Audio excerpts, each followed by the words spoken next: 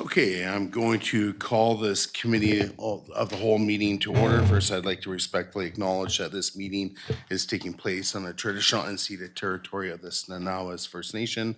First item on the agenda is adoptions. I'll just move that the January 21st, 2026 committee of the whole meeting be adopted as presented. Is there a seconder? Second by Councillor Savage. Any additions, deletions? Okay, hearing nothing, I'll move to calling the question. All those in favor, opposed, that's carried unanimously. That takes us on to public input. I don't have this script here, but that's okay, no worries. But if you're in attendance and you wish to speak to an item listed on this evening's agenda, you're more than welcome to go to the podium to speak. You'll have 2 minutes unless council resolves otherwise, and you're limited to providing comment on this evening's agenda. And there's nobody in the crowd, so I don't have to warn about booing or clapping or disrespectful behavior. Anybody remotely registered this evening? Nobody? Okay. And I don't have the little buttons for the new podium because it's all light activated, which is going to be handy in the future because I can give you the red when it's your time to stop speaking. But yeah, just name and address for the record and you'll have 2 minutes. Turn the mic on it. Yeah, and then you just put it down. It's just cool. All right. Yeah. Okay.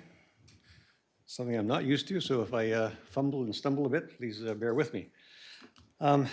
Thanks, Mayor and Council, for the opportunity this evening. I'm speaking specifically to the potential Dickinson Road upgrades. And Just name and address, sorry to interrupt. Oh, sorry, yeah. Yeah. Max Knock, 7170 Dickinson Road, literally a 2-minute walk from here, just down from Lantzville Road here. Just some context. I'm here to speak to the Dickinson Road upcoming repairs and improvements and the phasing of that process. Just some context for myself. I've been living in Lantzville since 2010. Moved here to retire and have been working harder than I was when I was still, quote, working ever since. I do plan to retire one of these years. I'm a regular runner, and one of my activities, which takes me in Lantzville, along Lantzville Road to the reserve and back, to up Dickinson Road to Dover and back, and different roads, Sebastian, Peterson, Leland, Harvey, and the trail. Just to give you some context, I do get around town physically and on foot as much as I can at my age. So I've got a good sense for what's there, what's available for walking, for running. And that's really more of my focus than the actual repaving of a road. Totally support council in that initiative. I've watched the road slowly deteriorate since I've been here, and it won't go into what I think is fairly obvious because it's on your agenda, has been for some time. What I am interested in speaking to, I do also understand from recent discussion with George, and George, we haven't met, recently, that it's going to be a phased project over several years as opposed to doing it all at once. When I first started engaging on this with Glenn Murphy in 2024, it was almost we're doing a big plan to sort of happen all at once. I understand from recent discussions that that's changing now to more of a phased approach. Still some feasibility being undertaken by Coors, I believe, look at various options for what to do. What I've basically put together, a couple of things. One, the OCP, strong support for the OCP, especially the concepts around You got maintaining. 10 seconds. 10 seconds? Really? Okay, I didn't know that. Trails down the north side are feasible as they are on Lantzville Road. They may not be as wide as they could be because of some topographical limitations, but there's an opportunity there to put trails like you've done on Lantzville Road, an excellent job, both sides from Huddleston to roughly Leland, the gravel pathway. It's just an excellent way to. So through the council, just by unanimous consent, extend the speaker's time by a minute. Any objections? Okay, so hearing none objections, you got, any objections, you got a minute. I'll run to that part then. I think Lantzville Road Dickinson Road would benefit from something similar to what you've done an excellent job of in keeping costs down by using gravel, extending the walkway along both shoulders as it crosses along Lantzville Road, doing something very similar, if not identical, down most of Dickinson Road, recognizing there's limitations at this particular end for width and so on. I've given considerable thoughts to how that might work. I think from Shook Road down to roughly Jack's, we have enough for a significant gravel walkway, keeping the cost down, keeping the rural atmosphere of the area. No need for curbs, no need for gutters, no need for those kind of improvements. Reasonable price, and would be heavily used by residents. I see residents all the time walking Lantzville Road, walking Dickinson Road. This would provide them something that's wider, more stable to walk on. There are narrower components, and I think that's what people have to get past. It doesn't have to be an X-meter trail the whole way. People are going to walk down whatever's there. So it's narrow in some places, wider in others. Appreciate the encroachments from private residents that need to be dealt with. Appreciate the driveways, but from my perspective, it's a very doable thing to put that trail down that side of the road. Thanks. Appreciate your extra time. All right, thank you. All right, so nobody's remotely registered this evening? No? Okay.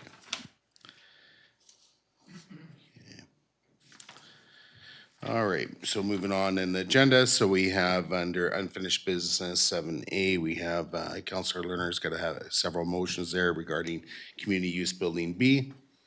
Go ahead, Councillor Lerner. Thank you, Your Worship.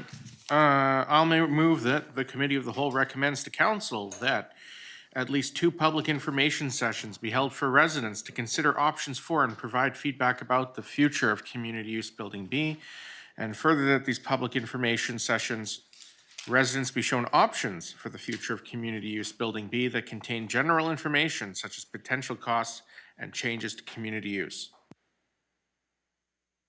Yeah, I'll second it, and then discussion. Go ahead, Councillor Lerner, if you wish. Thank you. We're going into sort of our budget here, and I'm not expecting community use building B to be completed this year, but I would like us to make some sort of resident input informed decision on what we want the future to look like. We had no choice but to close that building, but now that it's been a couple years and we've received that report in the spring about some of the options, there are really 5 options for the building, and I think we need to know what the community wants. And the community, what I'm envisioning in this motion is essentially at least 2 sessions similar to what Island Health held with their long-term care facility or something like that, where people can go into Costin Hall or here or wherever it is that staff hold it and see a couple of some poster boards for each option and basically give their feedback to council on what they want. To keep it very brief, I did give a report on page 5 where I summarized 4 options. I guess one option, a 5th option is not to do anything. But essentially, we could refurbish the existing building, we could remove it entirely and put in a parking lot, we could replace the building entirely with something brand new, or we could take the existing building, keep the facade and the character of it, and put something new within it. So all of these have different expenses, different uses, different timelines, and different risks. So I think we really need to know what the community wants to do with that building. We have very, very limited community use bookable space. And I'm hoping that we can turn it into something beautiful over the next few years. So that is why I'm hoping the motion will be supported and we'll learn from the community. For myself, yeah, I can support the motion. I think it's pretty straightforward.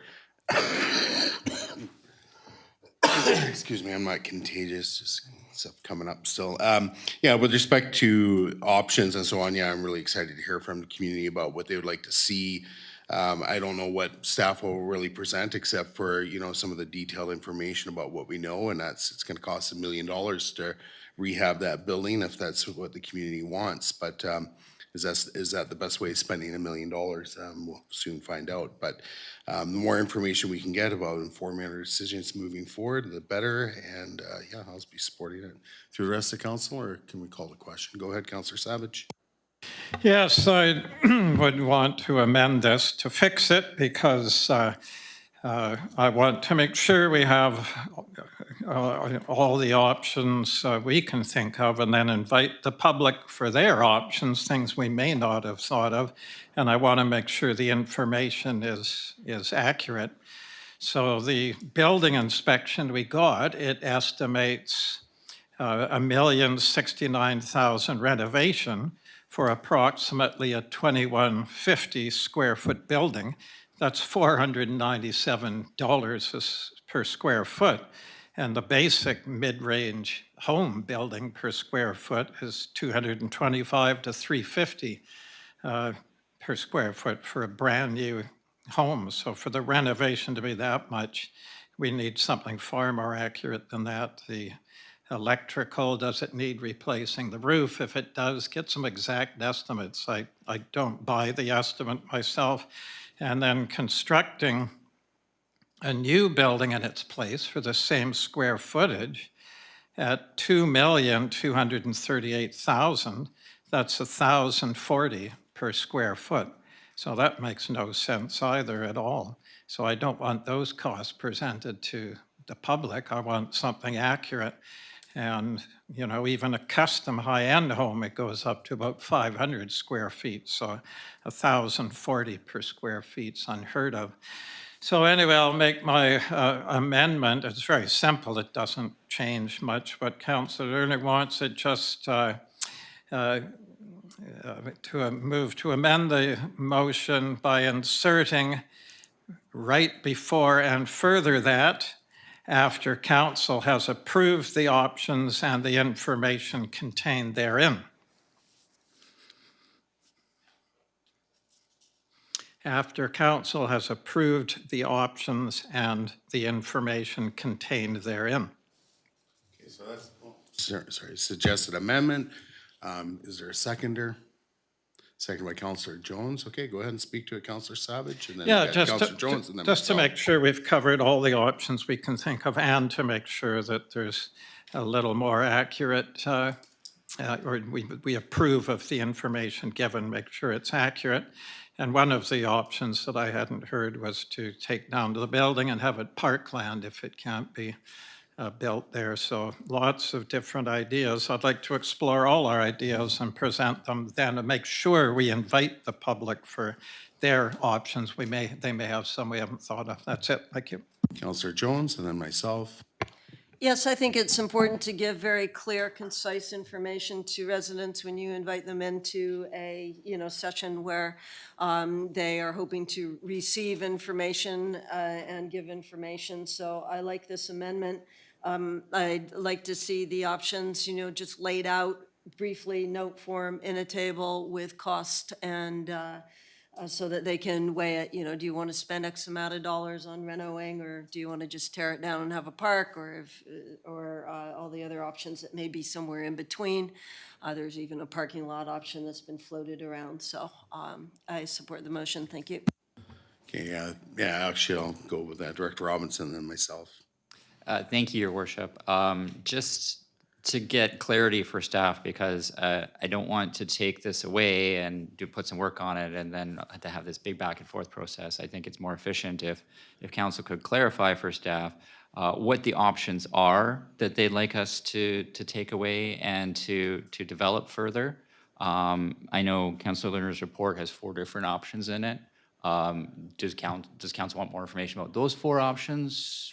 I think the purpose of bringing this to a committee, the whole meeting, is to kind of flush this out a little bit more. And in the interest of using staff time efficiently, it would be fantastic if we could get those options in the motion. Okay, all right, I appreciate that, and I'm sure council can discuss it after the amendment. For myself, I don't need this to keep coming back to council, therefore I can't support the amendment. For myself, I don't need to create a list of things to lead the public to maybe what I think would be appropriate, or what this council think would be appropriate for what's to go on that site, or what is to be done in the future. I believe this should be more of an organic exercise where we just simply have a couple open houses, some basic information, and ask, what would you like to see to the public? And allow the ideas to come in. And then it's our job after the fact to take that information and then start molding it into some form of a direction that we can to mull over and debate and so forth, and eventually get to a decision-making point. But this, to me, I have full faith that staff can go and do an open house to garner some information about a simple project like this. This isn't complex stuff. So I can't support that. I can support the motion as unamended. That's about it. Go ahead, Councillor Lerner. Thank you, Worship. My concern with the amendment is when it comes to giving specific prices on things. I don't want to do that yet, because let's say we have these 4 options that I presented, just as an example. They could range from, I mean, we got the ballpark of 250,000 for a parking lot. We got the ballpark of $1 million for doing the building. But really, if we start putting exact price tags on things, we're now having to go get estimates. And I don't think that's really appropriate. I think at this stage, I want to, the purpose of my motion was to go and say, these are what could be done with the building. This would be the most expensive. This would be the least expensive.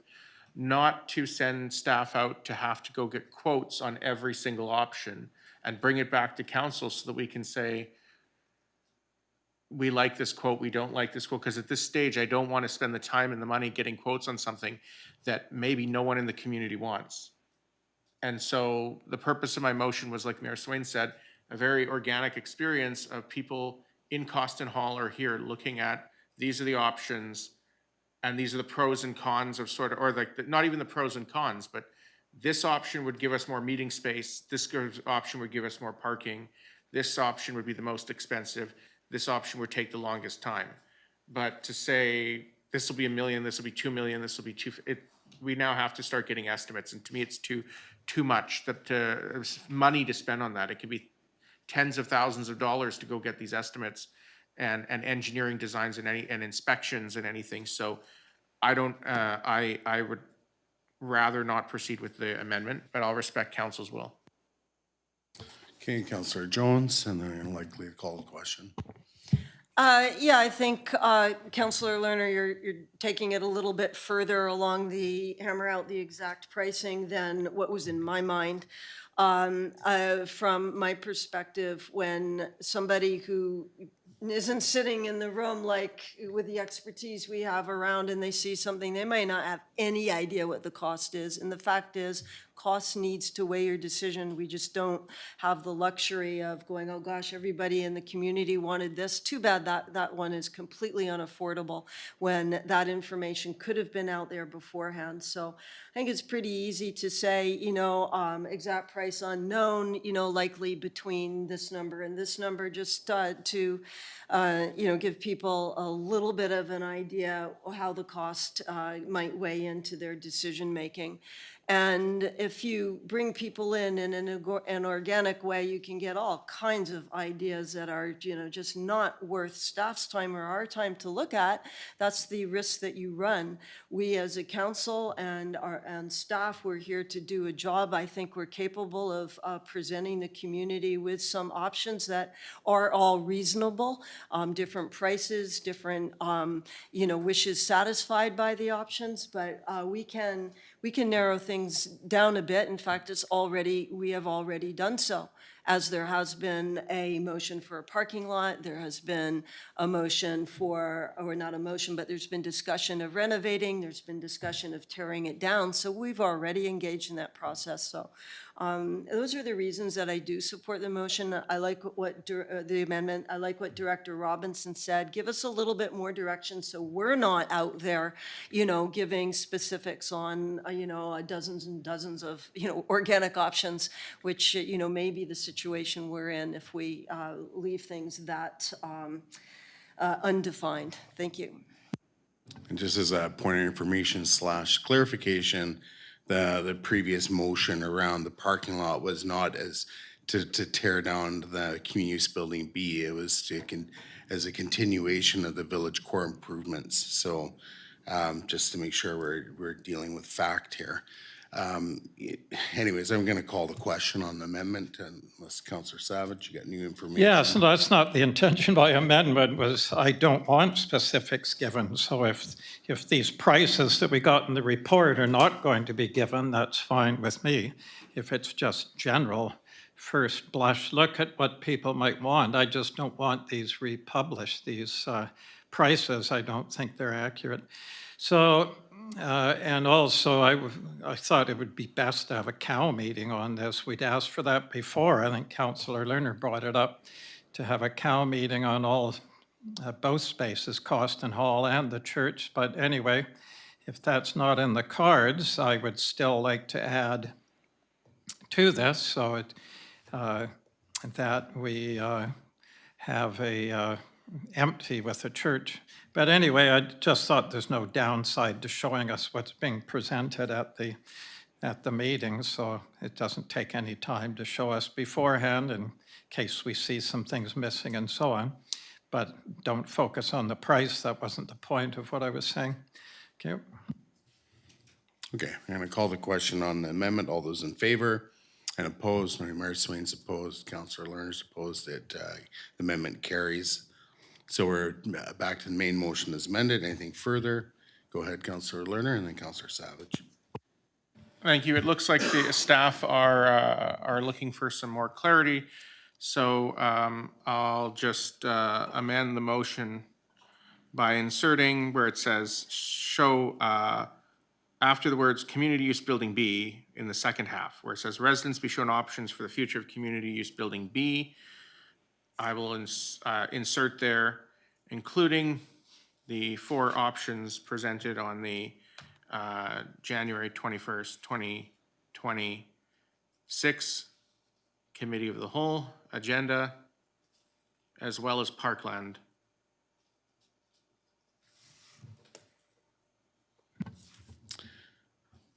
Just letting staff catch up. Okay. And I'll second that. And then for discussion, anything further, Councillor Lerner? Nothing for myself. Councillor Savage, if you wish. No? Okay. Through the rest of the council. Okay, I'll call the question on amendment. All those in favor? Opposed? That's carried unanimously. Back to the main motion as amended. Anything further? Go ahead, Councillor Savage. Yes, thank you. I haven't really studied the 4 options of Councillor Lerner, but I would suggest they stay general, not to start picking and choosing potential uses of the building, but just generally to have the option of rebuilding something new there. And if we can think of any other options, I'd like an opportunity for anyone on council to email in another potential thing. I haven't really thought about the options for it. It would be great. Otherwise, I agree, it's good to give residents a good a first blush look at it.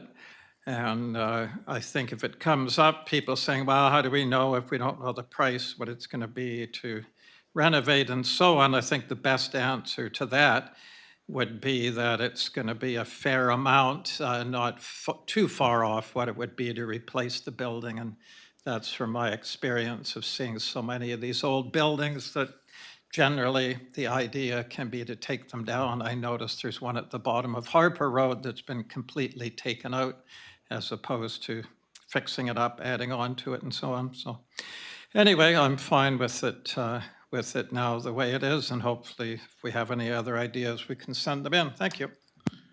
Yeah, the reality is because of one of the previous amendment, it's coming back to council. So even when it comes back to council, you can amend that motion at that time and so forth, right? So I personally don't like this, where the direction this is going. Like council can just keep sending ideas in. When, you know, I'm more interested in hearing from the public and what their organic ideas are. Whether this council wants to make time for it or not. You know, it's important that, anyways, we allow you know, I think we should allow residents to send in their ideas right now, so they can have so staff can include that in their report back to us. But anyways, this is just where it's headed, so I'll leave it there. Unless there's anything further, I will move to calling the question.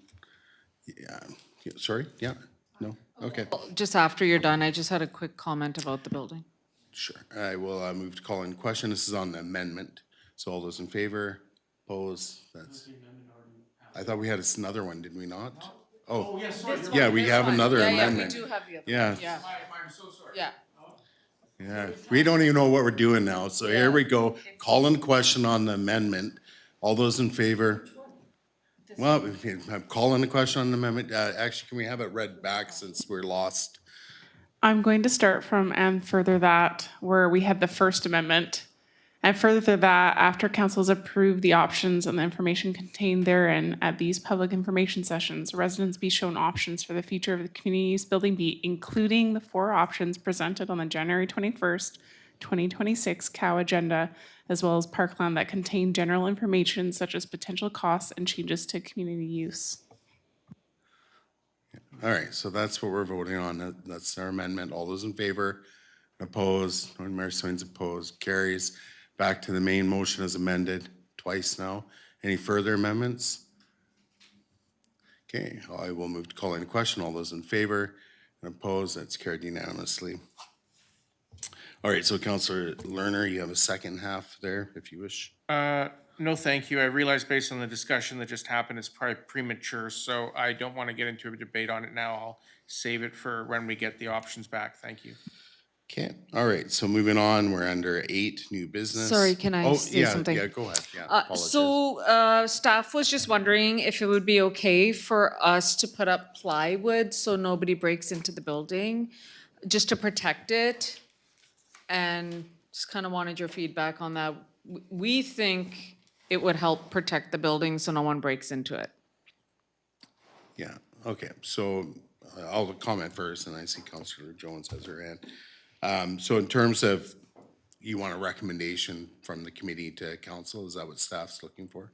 Yeah, because we don't want to do it if you're not happy with it, but we highly recommend it protects the building because right now anybody could kind of break into it. So just for safety reasons, we were thinking of putting some plywood up on the windows and stuff. So So what I'm main gonna floor do is- windows so nobody can, you know, in the winter crawl in and that kind of stuff. Yeah, I'm just gonna get a motion on the floor that the committee of the whole recommends to council that the community use building is fully secured with plywood. Period. And other measures taken to secure the building fully, period. Second by Councillor Savage, and then I'll just quickly speak to that. Yeah, I appreciate staff's feedback on that. I often drive by and wonder, about the security of that building and when we're actually gonna start having B&Es and people trying to actually squat in there. So I think it's a great idea, and this is just a recommendation to council, so we can debate it further when we get there, because I'm sure there's gonna be a little costing associated with doing that, not much. Doesn't cost much for a sheet of plywood these days, thank goodness, but I'll leave it there. So Councillor Savage, and then I got Councillor Jones. Yes, plywood's better than duct tape, so although duct tape would be cheaper. Councillor Jones, if you wish. Yeah, I'm really not inclined towards this for a couple of reasons. The first is, as far as I know, there hasn't been any problem with people breaking in. I might be incorrect, but that's my knowledge at the moment. Secondly, there is some security around the building. Presumably, there's enough that if it were to fall down, it wouldn't be a liability reason, because we've heard that it isn't a really stable building. So that's sort of the safety thing there. And thirdly, at the moment when you drive by the building, it doesn't look derelict, it doesn't look abandoned, it doesn't look like it's gonna fall down. It just looks like a building that, is old, maybe used, maybe not used. As soon as you put plywood up and you start covering everything, it sends a very different message to everybody that goes by. And I just don't see any reason to be driving down Lantzville and looking at a derelict building covered in plywood for who knows how long, when at the moment there doesn't seem to be any sound reason for that. Thank you. And just as point of information, on the building, where does staff anticipate the plywood to go? Is it to sheathe the whole building, or just to do windows and doors? Through your worship to the committee, the fire chief just recommended like main floor windows, just to prevent any kind of egress events, because he's concerned about the fact that the building is unoccupied. And if there was a break and enter, it could result in a structural fire, as he's seen abandoned buildings or disused buildings like this suffer structural fires when people experiencing homelessness break into them. Great, thank you for the info. Councillor Mundell, and then we can go back to Councillor Jones. Unless there's other first-time speakers. Muted, can't hear you for some reason. Oh. Almost had it, we had a little bit of sound. Oh.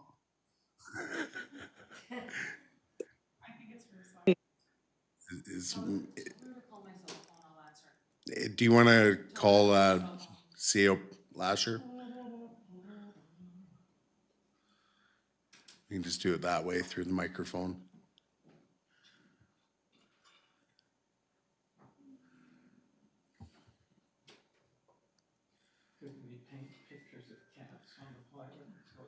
Hi, you're on speakerphone. Okay, I'll try this and then maybe log back. Oh, she's got her own mic on. You gotta turn your microphone off on your end, Councillor Mundell. I did. Oh. It is. Oh, now we can hear you, I think. Can we hear her now? Or is that, Okay. Okay. Are you hearing me? Yeah, it's good. Through the phone though, or are you hearing me through The phone. Put your phone further away from the microphone just in case that helps. Okay, the phone. I have you on speakerphone. my preference would not be to cover the exterior with plywood. It just feels so good outside. I just don't think it would be a good community. Ideally, is it possible to put the plywood on the inside? yeah, the plywood could go on the inside.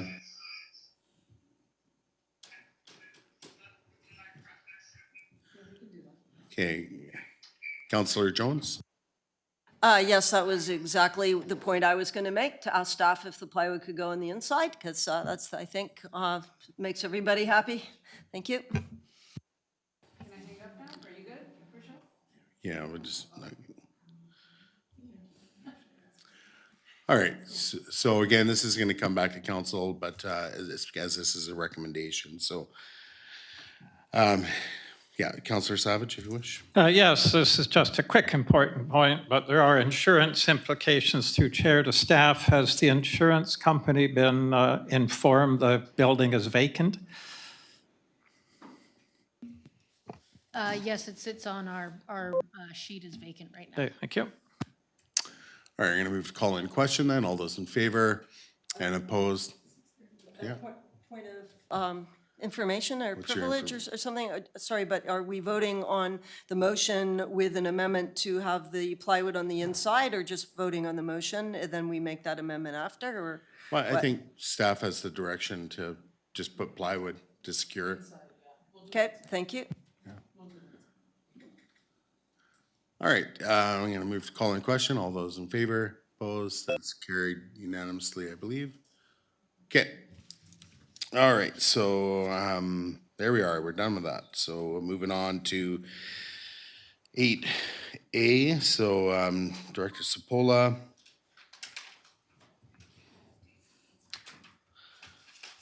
Floor is yours. Thank you, Your Worship. Good evening, Council. So staff is coming back with a recommendation from the beginning meetings that we had, from the beginning of the finance meetings we've had, which is the recommendation of 6.5% tax increase. And then the further recommendation to pick up again was the water user rate increase by 5% and a sewer user rate increase of 3%.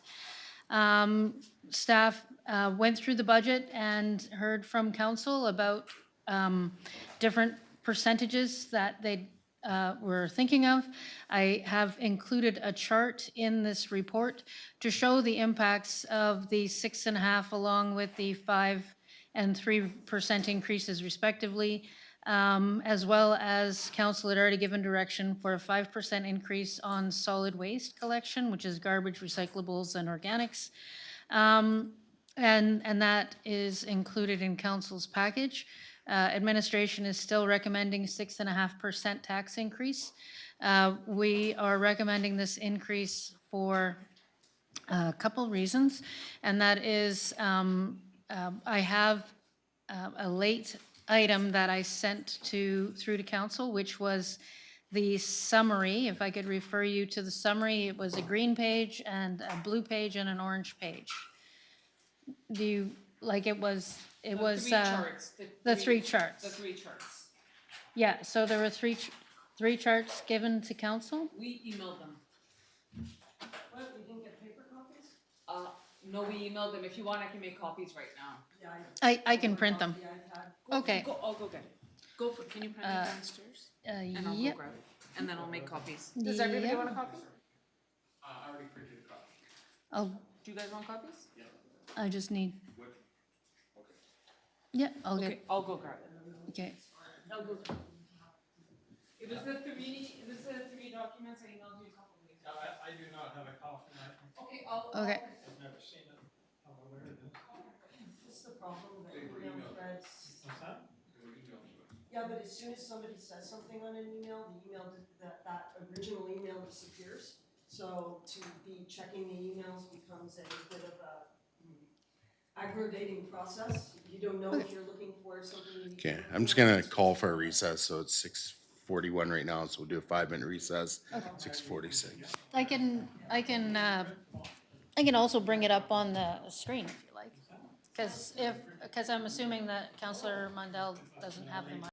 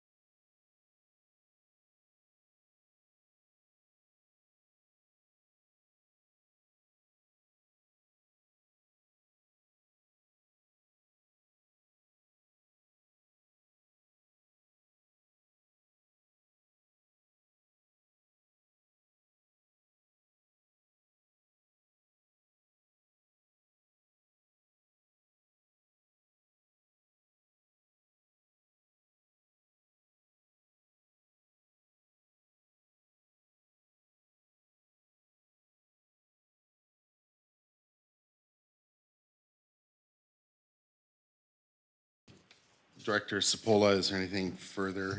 Or I think were you gonna take us through the, Yeah, I was gonna take you through Sheets. the green sheets. Okay. There's been a few questions that have come through with regard to the reserves. What portion of the reserves is interest, taxes, and grant in the general fund?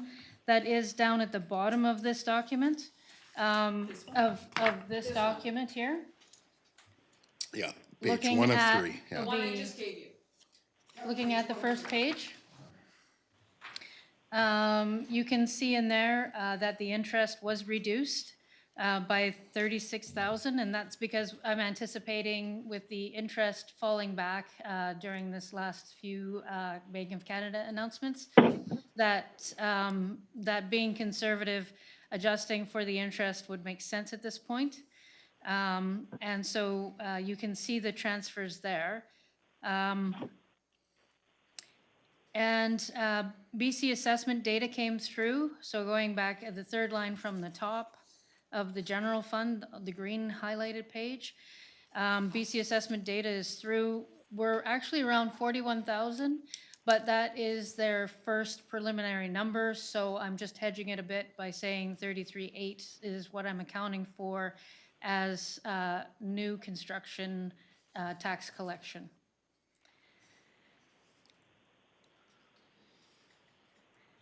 One of the other things that I'm proposing with recovery from reserves, which you'll see is a fairly large chunk now, it's going from 10,000 to 264,000, is the new road maintenance plan, which we'll be going over later in this agenda. Council had asked me for the salaries, wages, and benefits that taxes fund. So general fund, salaries, wages, and benefits, so that's all your employment costs, have increased $304,000 under this fund, and that's to provide wages, benefit increases per the CUPE settlement, increases to benefit costs per provider, inflation, which is, I also have the training costs in here because the training costs are part of what it takes to have employees, so all the employment costs are there. And the one full-time person, FTE means full-time equivalent, administration support position. Election expenses are anticipated in the next large inflationary line, and when you look at contracted services increasing by 349,000, this is also reflective of a correction or a recalculation that I did for software versus contracted service in our IT provider information. We are expecting a 5% increase from the IT provider, and going through and also looking at the contracted services for the road program is also under here for the $200,000. I have reduced, there was a contingency amount in the 2025 draft and, in the 2025 financial plan, and I did reduce that by $40,000. There was a contingency amount there. It wasn't allocated to any expense. And contingency is like a miscellaneous sundry account, and without clear direction, I didn't maintain that contingency account. Are there any other questions so far? Go ahead, Councillor Jones, and then Councillor. Yeah, thank you. Lerner. I honestly was not able to follow all of that. I just need a little bit more direction for what line items you're looking at. I did pick up salary, wages, and benefits, and I did pick up contracted service. I wasn't sure what lines you're talking about when you referred to roads, and I'm not finding contingency. So if you can just reference where. My understanding is we're looking at page 1 of 3 with the sheet. So if you can just give me top block, bottom block, and what line, that would be very helpful. Thank you. So, bottom block, contracted services, an increase of $349,165. That includes the road plan, the new road project plan, of $200,000. The rest of the amount, the 149,000 is going to be inflation, and moving the contracted IT services into contracted services. It was in materials and supplies, which is the line above. And you'll see that line. Yeah, sorry, as a point of privilege, I wonder if you could just repeat that, please, just a little bit slower. Thank you. That sentence, thank you. Okay, contracted service shows an increase of 349,000 in the bottom block. 200,000 of that is for the road maintenance plan, the new one that we'll be looking at later on in the agenda. So it's proposed this year. The remaining 149,165 is for inflation. And I also moved the IT provider contracted service from materials and supplies. It was lumped together with software costs under materials and supplies. So I reallocated that back to contracted service.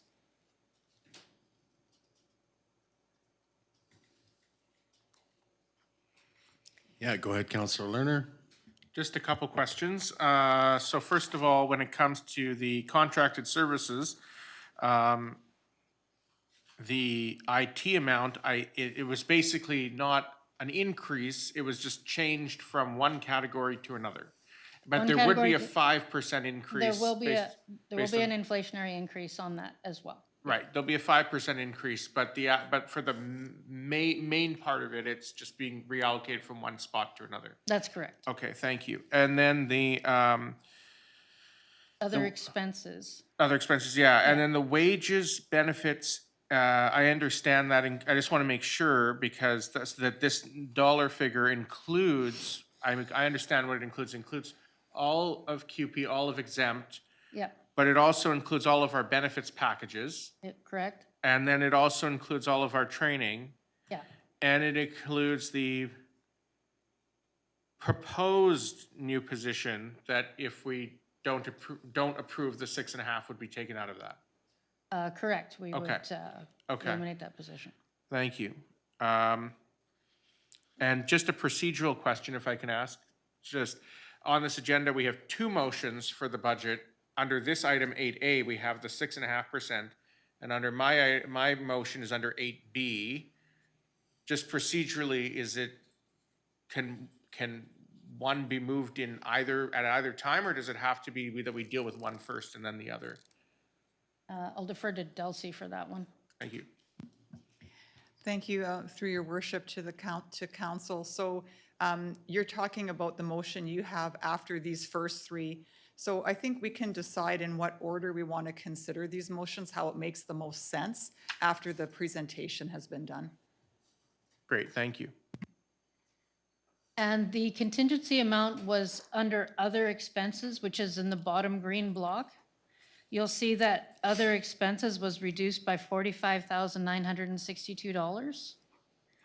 So $40,000 of that was the contingency expense that I had eliminated.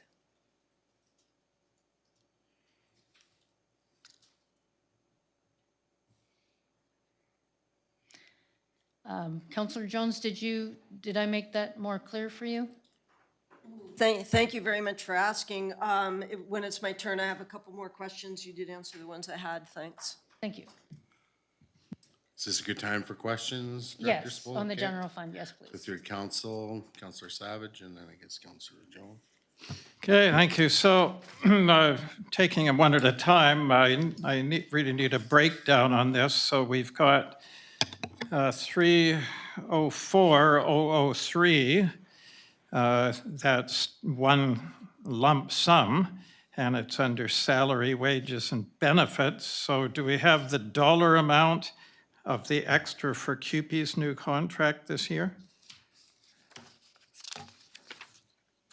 Sorry, I'm just looking to see if I put it in the green sheet. I did answer the question, but I didn't give you a breakdown as to what was CUPE. Yeah, But I can bring that information back. Okay, so that would be great to get that. And does this include any wage increases other than CUPE for staff? The firefighters are also getting an increase. Okay. Like there is an exempt staff increase. I'm sorry? And firefighters are contained within exempt staff, and there is an exempt staff increase. Okay. Firefighters, anyone else? Exempt, Yeah.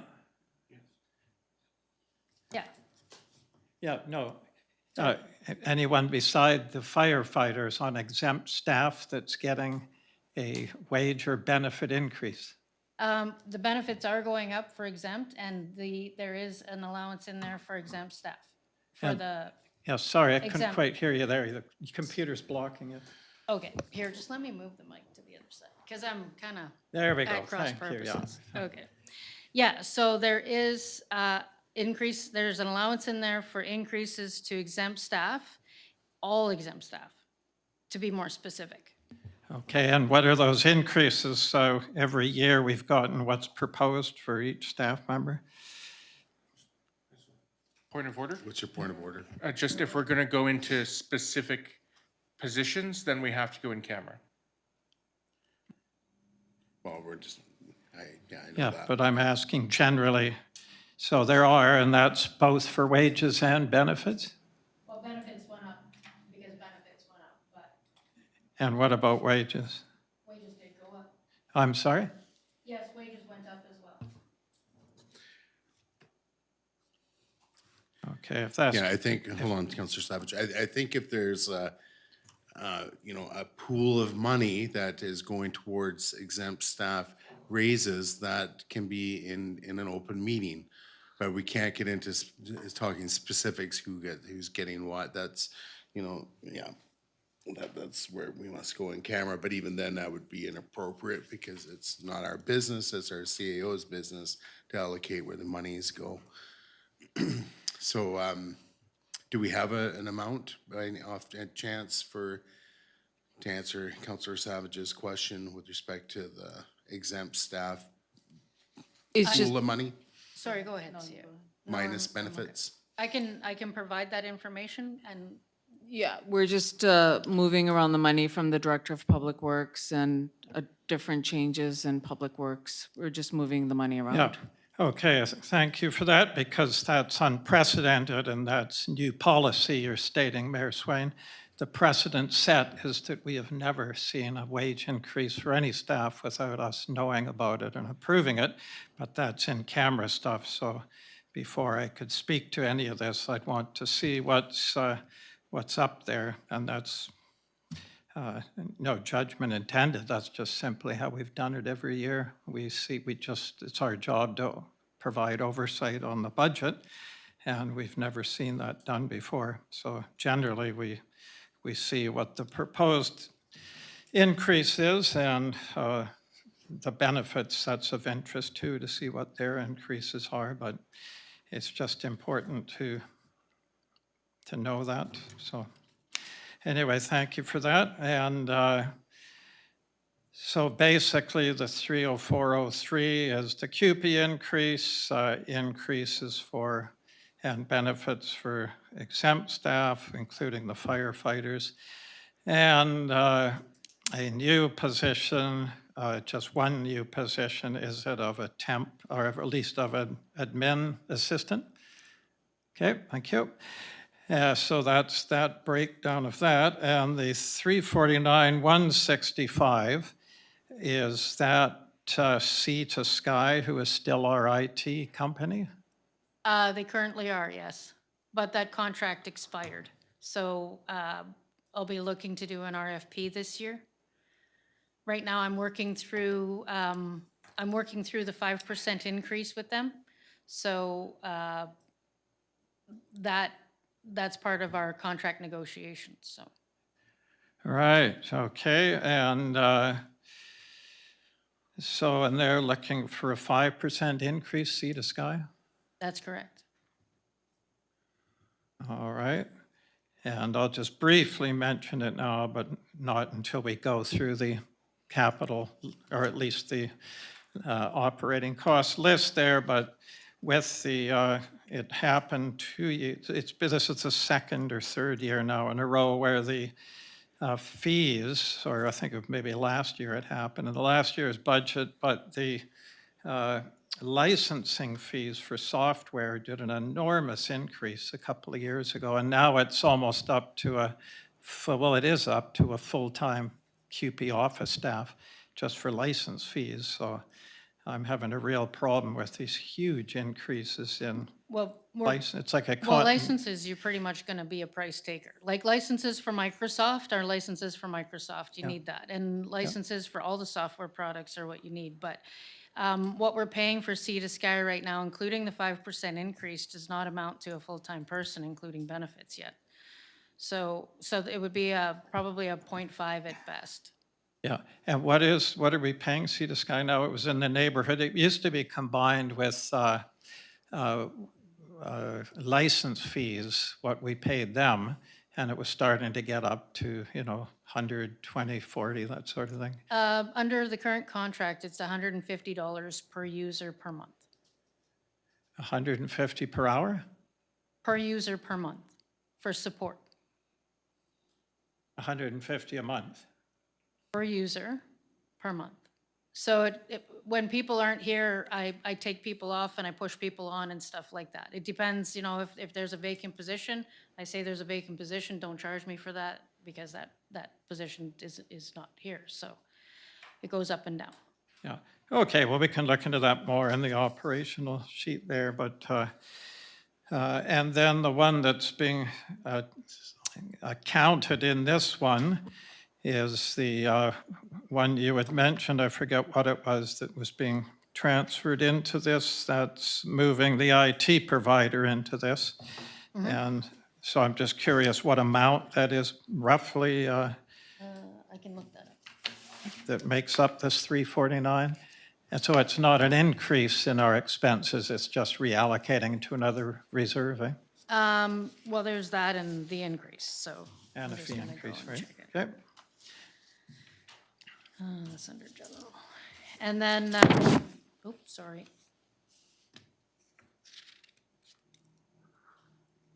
I think I had Counselor Jones and then Counselor Lerner.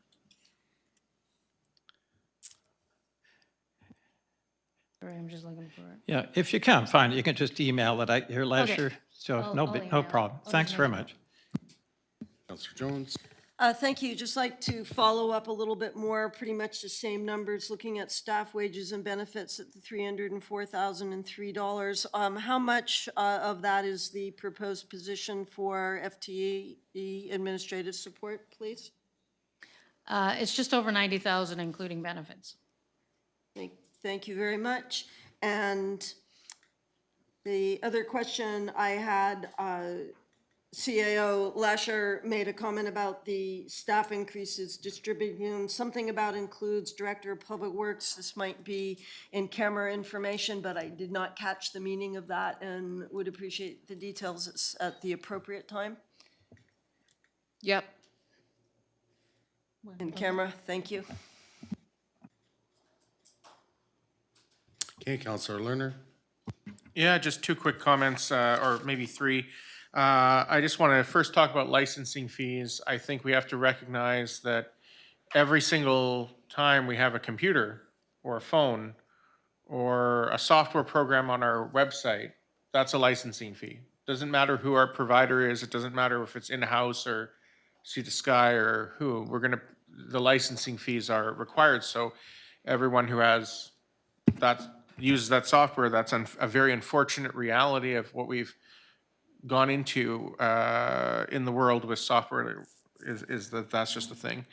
I want to just draw everyone's attention on the green sheets to page 3 of 4, and I did just check that this was out of camera because it's not specific to position. In the middle of the page, and when it talks about the total wages and benefits, it shows that once we remove the training and the benefits and all of that, and we're talking just about wages, it's an increase of 274,047. So essentially 274. We just heard that one of those, the proposed new position is 90. So you remove that, you're down to 184, right? And then, of course, don't forget that that includes it isn't broken down between exempt and CUPE, but that includes our firefighter increases, and that also includes CUPE increases, which are a set amount. So once you take those out, you're even lower. So the actual increase is we can get into that when it's broken down in the future, but it's probably not a very large amount. So once you do all those deductions, the reason, what I wanted to get into was just sort of the percentage itself. Once we get into a motion, we can debate it further. But basically, the reason I had brought forward my thoughts on this was that I found the 6.5 would probably be unpalatable for council and for the community. So I think whatever we decide tonight, whether we decide on the 6.5 or we decide on what I was proposing with the 4 to 5, that's something that staff would then be able to take away and adjust these numbers that we're looking at. So if we bring it down to 5% or 4 to 5%, maybe that one FTE gets cut, or maybe something else comes down. But I feel like tonight we just have to give direction on a general ballpark of what sort of percentage increase we're comfortable with, and then it'll come back with a more refinement, and then we can get into more like detail on that. So that's just where I'm standing right now, but I appreciate going through all this. Okay, anything further on that first page? Can we move on to the second? Thank you, Your Worship. So the orange sheet, page 2 of the 3 of the handout, shows you the changes here, and you'll see that the first change in the second box, the first significant change in the second box, is the wage and benefit increase per CUPE settlement. Everybody included in here is CUPE. Increases to the benefit costs per provider, and then additional training for the new 0.5 maintenance tech. And I've split the reason why this is a 0.5 here, it also shows up on the blue page as the other 0.5. So I've got it as a 50-50 split. And this maintenance technician too would be a new water sewer operator utility person. And just so council's aware, 3% increase of sewer revenues equates to just over $15,000. The $15,000 that I show in here, you can see that change there.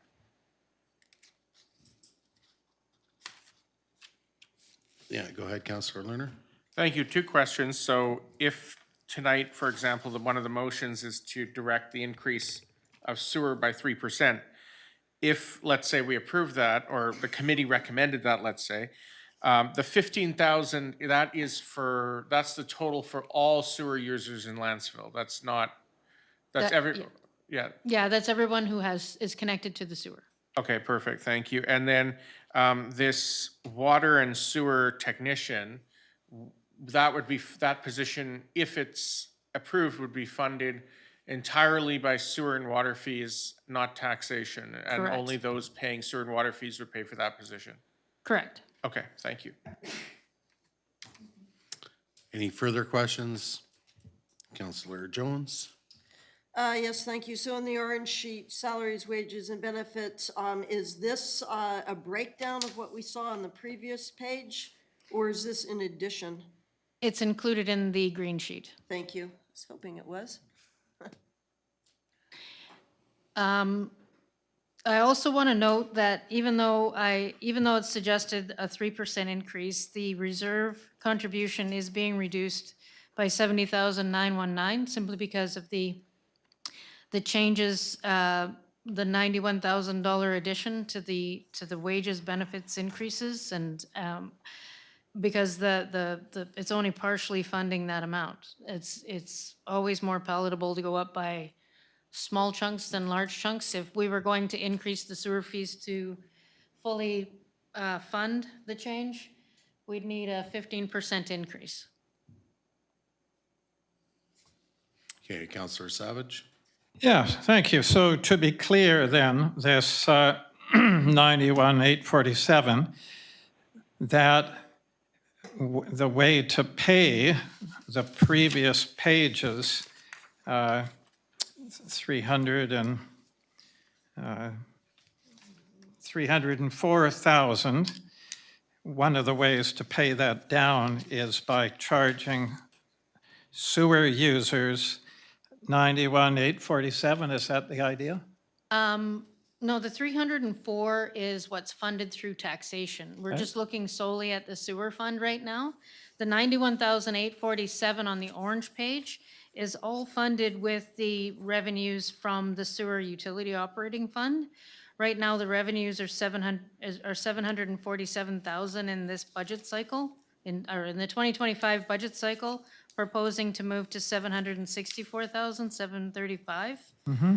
And the new maintenance person would come out of that $764,000 in revenue. The taxation is not part of this calculation. Okay, so it's a jump in wages and benefits, salaries and so on by 91,000. Is that for a new hire? Is that the new public works person? That's half the new hire. That's the 5% increase in the QP agreement, and that's the benefit increases calculated in as well.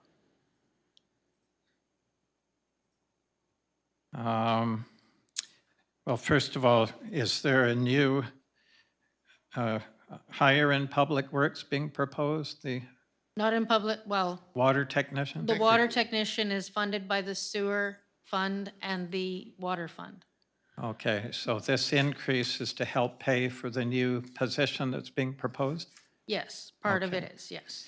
And it also reflects the increase in the QP contract? Correct, which is 5%. Okay. And anything else beyond that? The benefit increases overall for all existing staff. Yeah. That are funded by the sewer fund. Right, okay, all right.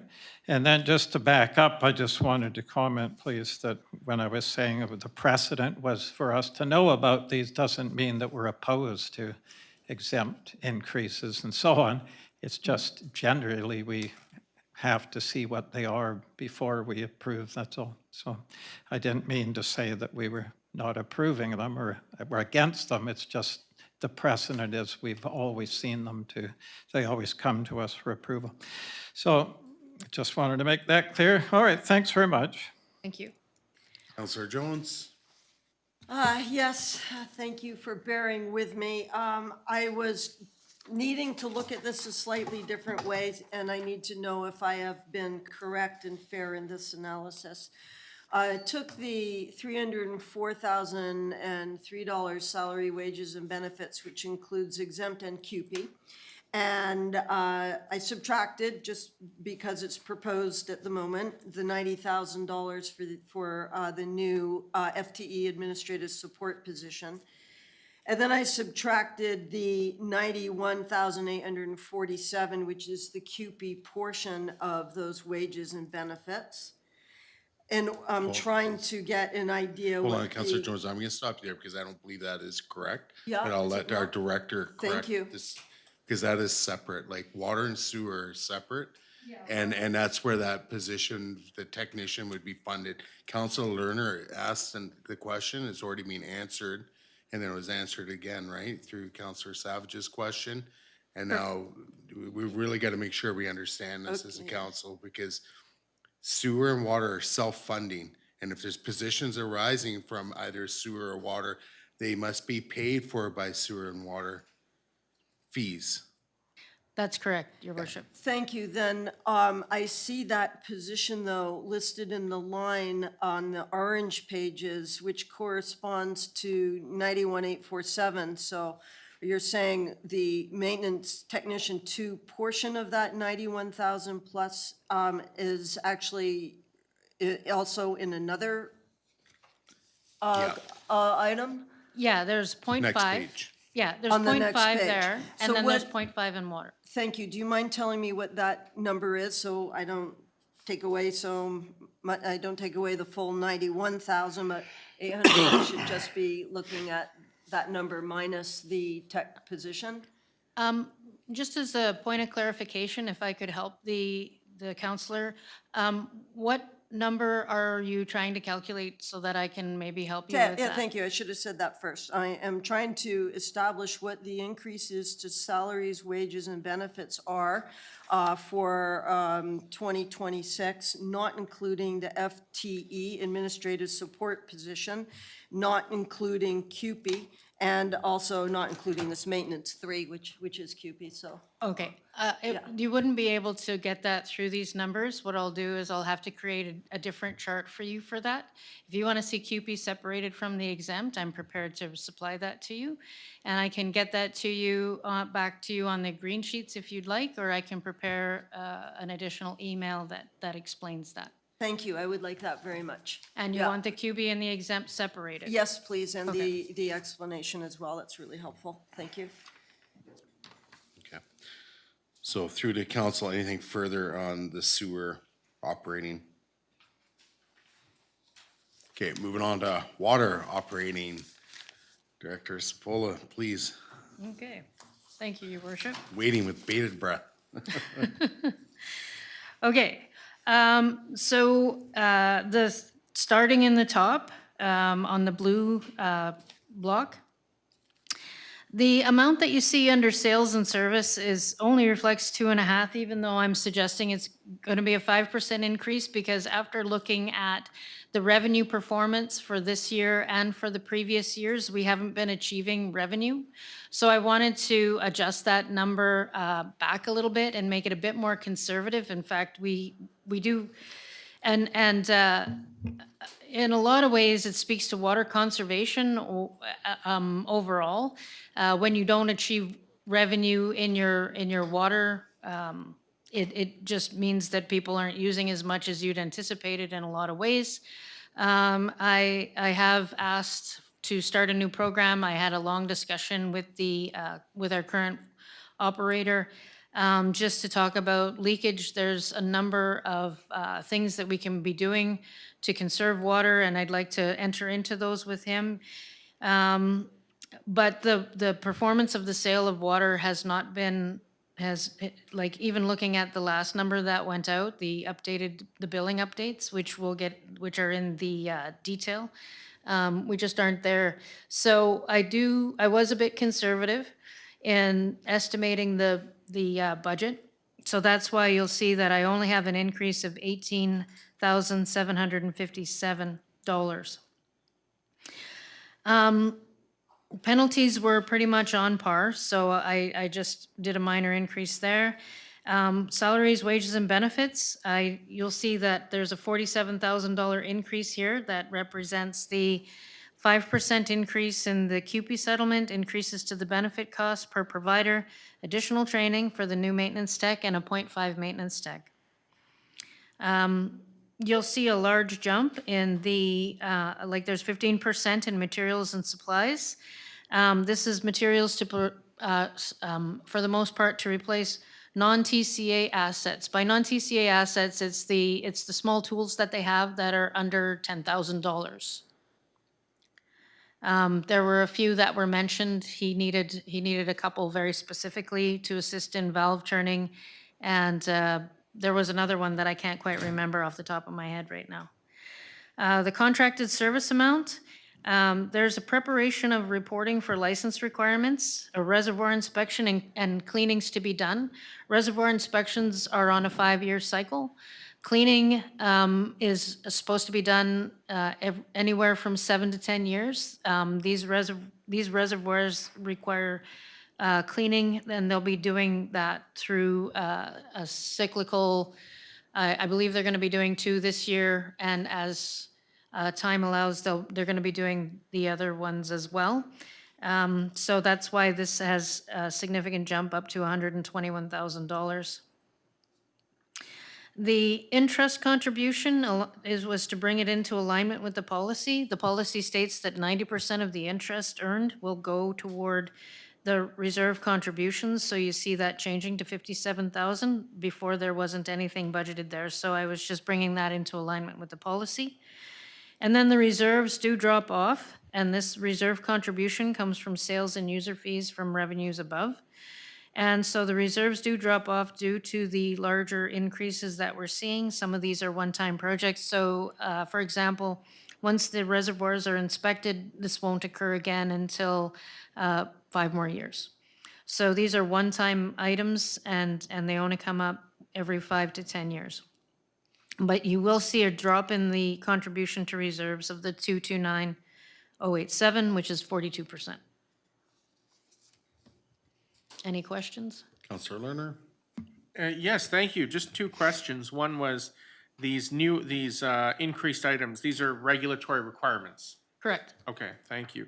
And the second is, I may be missing something, but the motion on 8A that's recommended by staff is a water user rate increase of 5%, but under revenue transfer, sales of services increased by 2.5%. That was just, they will be going up by 5, but the actuals are quite a bit lower than 744,000. We're only seeing around 600,000 in sales.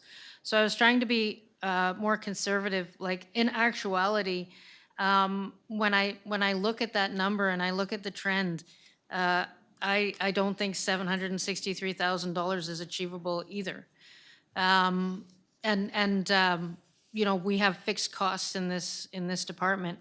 And to maintain the current service levels, which we are required to do, we would need probably more like in the line of 28%. One of the things that I'd like to do is and that I've assigned myself as a task is to sit down with the new project manager and the water operator and go through a thorough examination of the costs of maintaining and establish an increase for the parcel tax as well as the sales and service, simply because parcel tax also goes toward is a flat fee that goes towards paying for the capital replacement. And the parcel tax hasn't changed since 2015.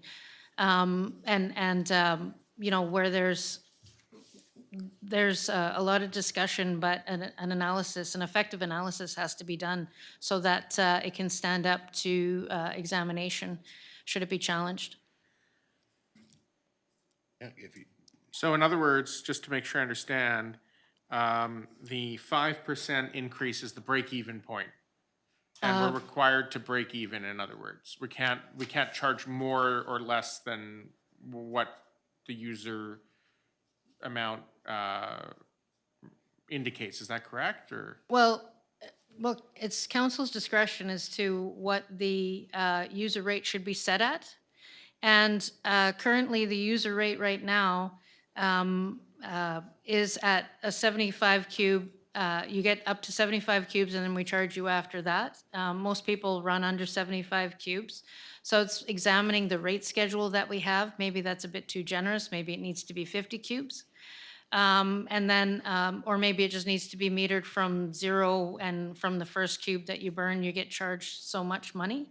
But there's a lot of different structures that can be done. I'm not proposing any one thing right now because I haven't had time to thoroughly examine the utility rates, and something that would be effective, especially, and even examining perhaps a tiered rating system for stage 4 is another example of how to get people to maybe turn the taps off and maybe just water their plants just a little bit, because of course that's at the driest time, and we don't seem to see any impact right now when we get to stage 4 in consumption.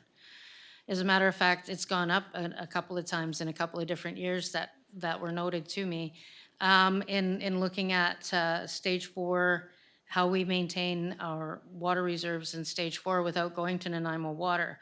So again, we need to do a more thorough investigation and see if we can not only charge the amounts that we need to charge, examine the one-time charges that come through, like the 121,000 for preparation of licensing. That's going to be, once that's done and that plan is put in place, we only have to renew it every so often. It's not something that is required every year. So to propose raising user rate fees to cover that wasn't really a great idea. But I'd like to look at it over a 10-year schedule and work that into the costing so that we're prepared in the reserves to fund something like that in the future, along with the the reservoir inspections and cleaning. You know, these are all maintenance items that occur cyclically, and addressing that in a cyclical manner, along with the capital costs, along with the fixed costs, is important to do so that the utility rates are fair to the users.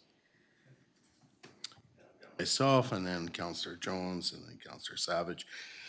Yeah, the concerning piece here, in my opinion anyways, is obviously the reserve contributions. That is a significant drop. So, and again, this is a self-funding utility, so, it's one of those on the water system that pay. This isn't general taxation, but nonetheless, the fees need to, ensure that obviously we are collecting enough reserve contributions for future works, our capital works, and it may not be for this year or next year, but as long as we have those mapped out, we can collect whatever monies we need to collect for this utility. So, it's not a matter of, like 5%'s a break even or not. It's about collecting the right amount of, fees, or essentially to make sure that this thing is properly funded moving forward to meet future budgetary expectations. So anyways, Councillor Jones and then Councillor Savage. Yeah, two things, just continuing from that. Please correct me if I'm wrong, Director Sapola, but my understanding was that the user fees are going to fluctuate a lot because of the 5-year and the 7-year cycle for the two services, the cleaning and the other one that need to be done. And then in the years that they're not being done, that fluctuates. So this is sort of an unusual reserve in that respect. In your opinion, are the fees currently charged adequate to handle the ups and downs?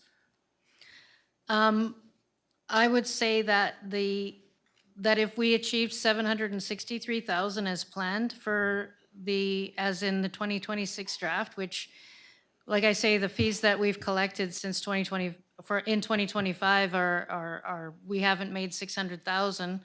I'd say that the 763 is not as conservative as I'd like it to be. And the 5%, so I'm thinking that we are not charging enough at this time to fund, to have a sustainable reserve fund. That's why I'd like to re-examine how we're charging what we're charging. And how we got to, and how they got to the estimate of 744,502 for water. These are things that I'm on the lookout for to make sure that these revenues are sustainable that are being predicted. Because if you don't collect the revenue, then, we should be adjusting that to make sure that this is a sustainable utility for us. Okay, thank you. So you have a proposed 5% and 3% increase for those two utilities, which you think will be adequate, but you would like to examine further. Is that what I'm hearing? That is To know the correct. And details? I'd also like Thank to you. take into account the one-time operating, when I read through the water capital reserve, which is the one that's available to me, for the water department, it didn't cover operational maintenance, and these are operational maintenance items. So that's why I'm showing this impact in here, because I couldn't transfer from reserves for this particular item. Okay, thank you.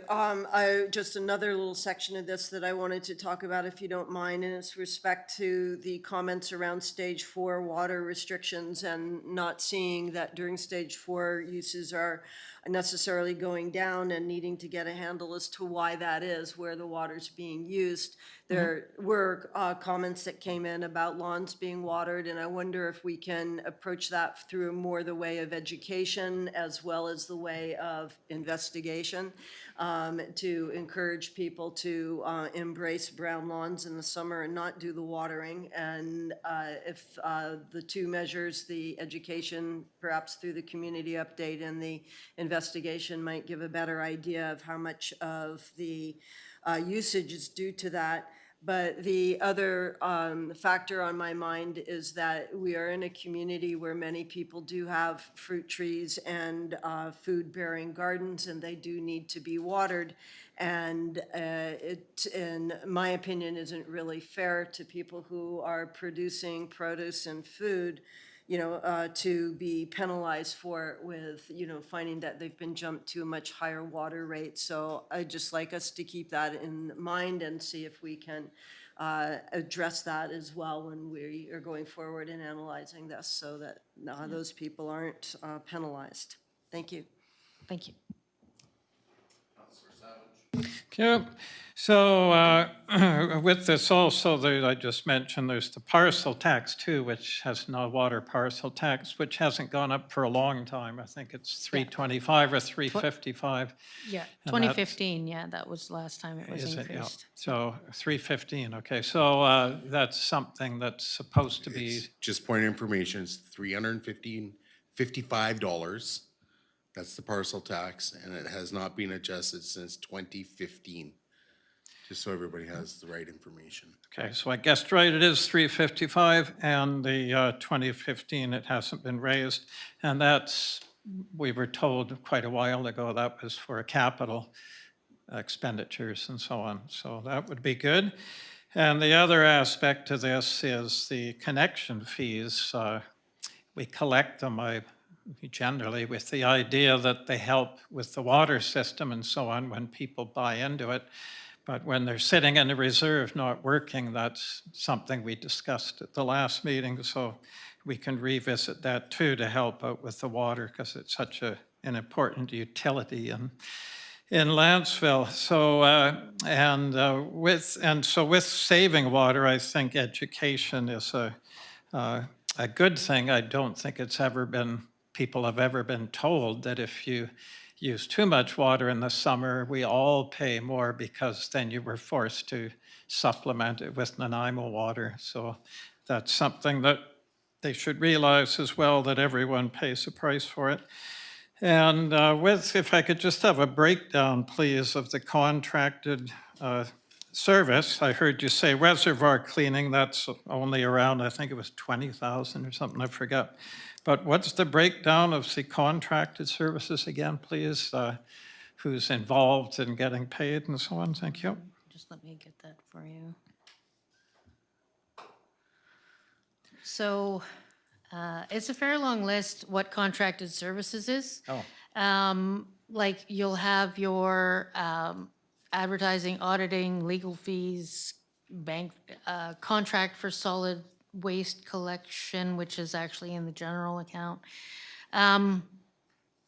Like there's contracted services is quite intense.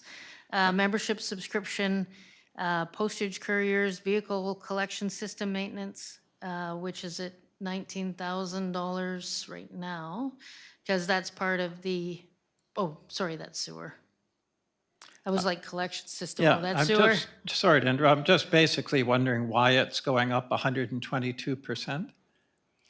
Well, that's those large one-time items, so we're having to get help for all of the documentation that's needed. We've got to do several documents, it's not just one or two, that are required going through. I think there were 3 major rewrites that need to get done. And then the reservoir inspection and the cleaning also need to get done, and that's the 20,000. I see, okay, so and that's, sorry, I missed that, I kind of Sorry. remembered you. CEO Lasher, go ahead. Sorry, just to add to that, we just recently had an inspection done by the province, so a lot of this has come from the inspection. Oh, so it's previous expenditures then? Well, new. Well, no, the water inspector came and he was requesting documentation from us, and Oh, I see. we will need to provide it. So we are going to be getting that together for them Gotcha, that's the to explanation. meet Yep. our requirements. Yep, sorry, I missed that when your explanation, okay? No worries. And that's something that may happen, I think you said every 10 years or so? Well, it'll need to be, it'll always need to be revised at different points, just like water studies or water data collection. Once you put in a new structure, you need to work in that structure into your data collection so that you know which one, who was impacted by what. So there's a lot of data collection that goes into the water utility system that needs to be updated from time to time.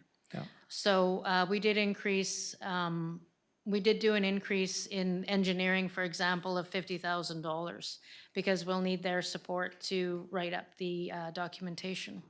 I see, okay, that explains it all. Great.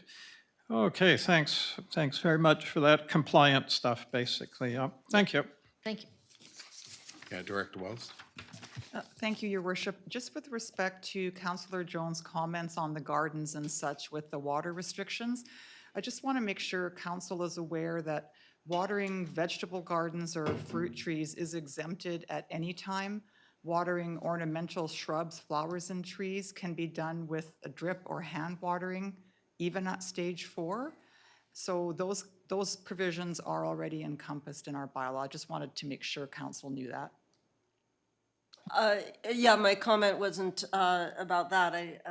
Sorry, I am aware, obviously, that people can do the watering. They presumably are doing the watering. The question is how much of the water use you're seeing in stage 4 is from people watering gardens and fruit trees, because when the rate jumps up, it jumps up a lot for them specifically, so they are being penalized in a sense for having trees and produce, and in my opinion, they shouldn't be penalized. Maybe people who are watering their lawns should, hence the education program on brown lawns. And swimming pools is another one. I have no idea if people who fill swimming pools are paying more specifically for their water or not. Thanks. All right, and through to Director Sepulveda, is there anything further to introduce this evening? Before we get. Okay, thank you. All right, so I know Councillor Lerner, you had a question, so about whether or not we do the motion that's presented in the agenda, or do we go to the one you have. My suggestion would be is to go through them as listed in the agenda, and if council votes down the one specifically to do with property taxation, then we can deal with that. And then, obviously, and then your motion would still be on in order to be dealt with, kind of thing, so.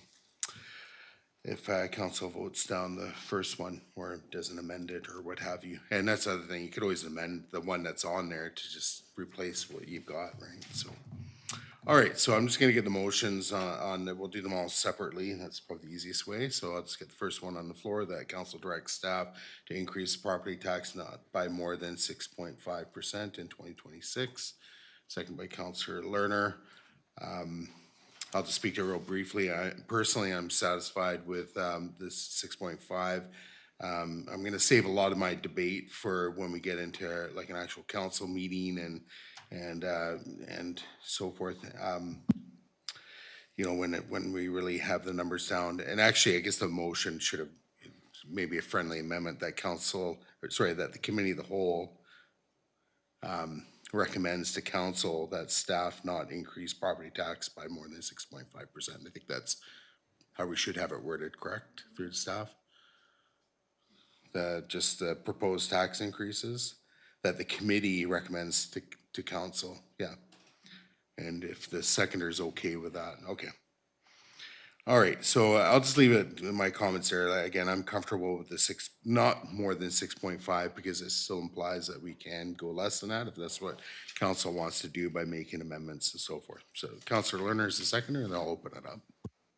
Thank you. As the seconder, I just don't find the 6.5% palatable to the community. I know that we need to have an increase. I think we need to have something substantial enough to achieve the contributions to our programs and our operations and our capital plan.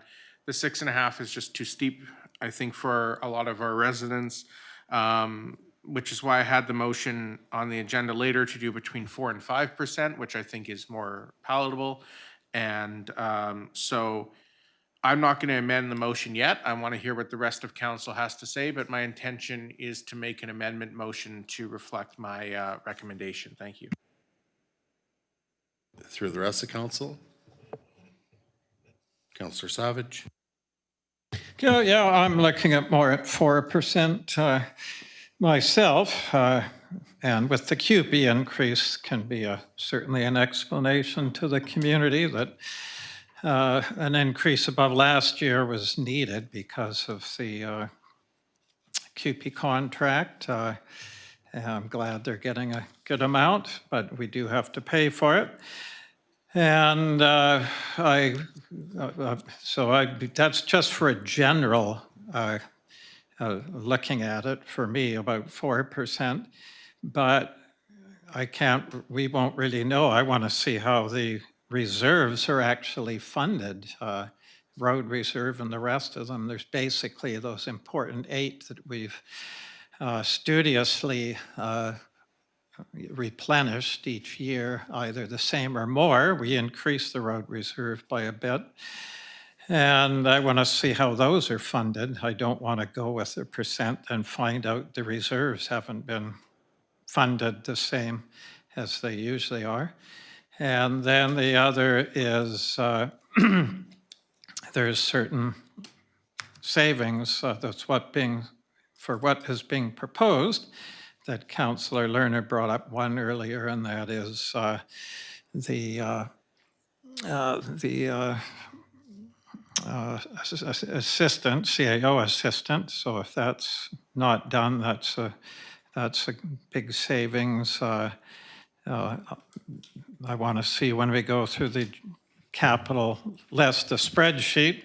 We usually do that each year. We go through line by line, project by project. When that's done, that will paint a different picture. The legal's at about 86,000 proposed. I want to reduce it down to 70 again. We had success with that. You sort of become what you focus on. And the recruiting is around 20%, or around 20,000. Well, I'm hoping we're finally at a year where we don't have to recruit. I'm hoping for some stability.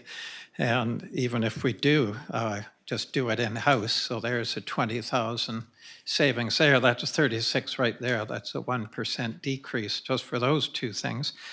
So that's the key to me, is it's 38,800, I believe I just read, for each 1% tax increase. That's $33,800. And we found in the past it's really easy to find those savings here or there to reduce things by a few percents. I brought up a couple of things, and there can be others. We have the new development amount to come in. It was 95 the year before, 25. I forget what it came in this year. It was slated at 43,000, and then I think we were surprised more came in. I think I read that correctly. I forget what it was. So there's that income to bank on, and that's an increase in our tax income that can avoid tax increases. There's our development project, which hopefully will come to fruition this year. There's connection fees that can be released. So and our DCCs, we were smart enough as a council to pass a motion last year to review them because inflation had gone up so much since 2018 when they had previously been done. And we will get an increase in DCCs. We also increased the cash amenity from $3,000 to $10,000 per unit for new development. So that fund is coming in. And with the foothills, after the PDA, we're getting $9,200 cash per unit. So there's lots of income to bank on that's upcoming that will allow us, I think, and for this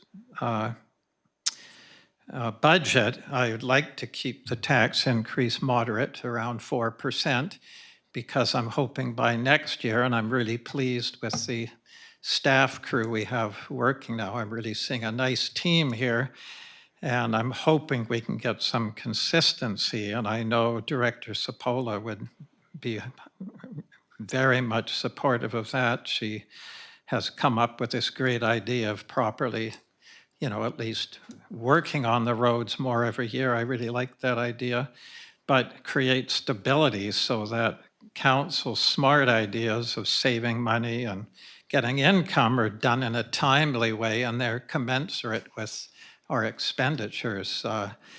And I would also take note that last term, the council hired 5.5 new positions.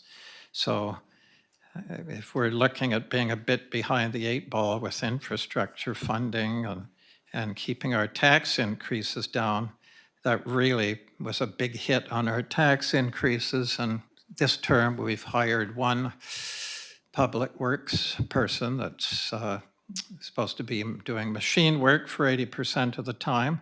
And now we're being proposed to hire a second one.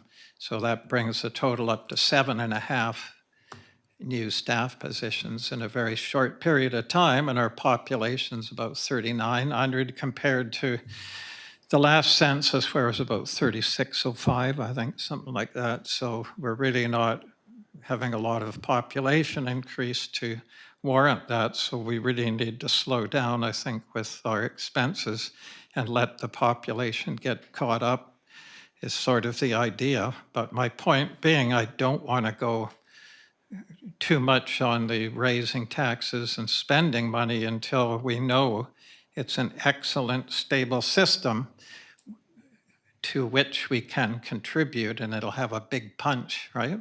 I just don't want to start spending money where it's the benefit to the community hasn't been measured in a very circumspect, long view of where we're heading. And a good system, it's plugged into a good system is my point.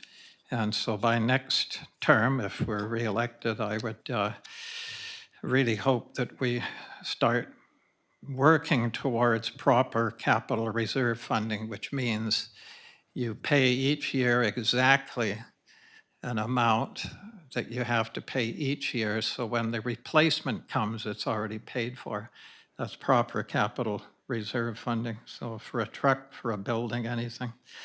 So anyway, beyond that, since we're talking about the percent increase, those are the reasons why I'm looking at keeping it at 4, because then you're kind of forcing expenses to be moderate as well. So that's what I'm looking at. Thank you.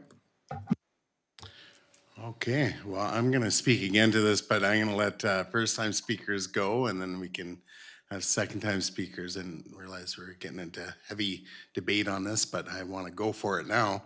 Councillor Mundell, if you wish. Okay, I'll see if this works. So speaking through the phone, but turning down the volume on my iPad. Okay, hopefully this works. Just a very short comment, a quick comment. I'm more inclined to support Councillor Lerner's direction around maybe not being quite as aggressive as 6.5, but shooting a little closer to 4 or 5 range. I would like to be more conservative, as others have mentioned, with staff spending.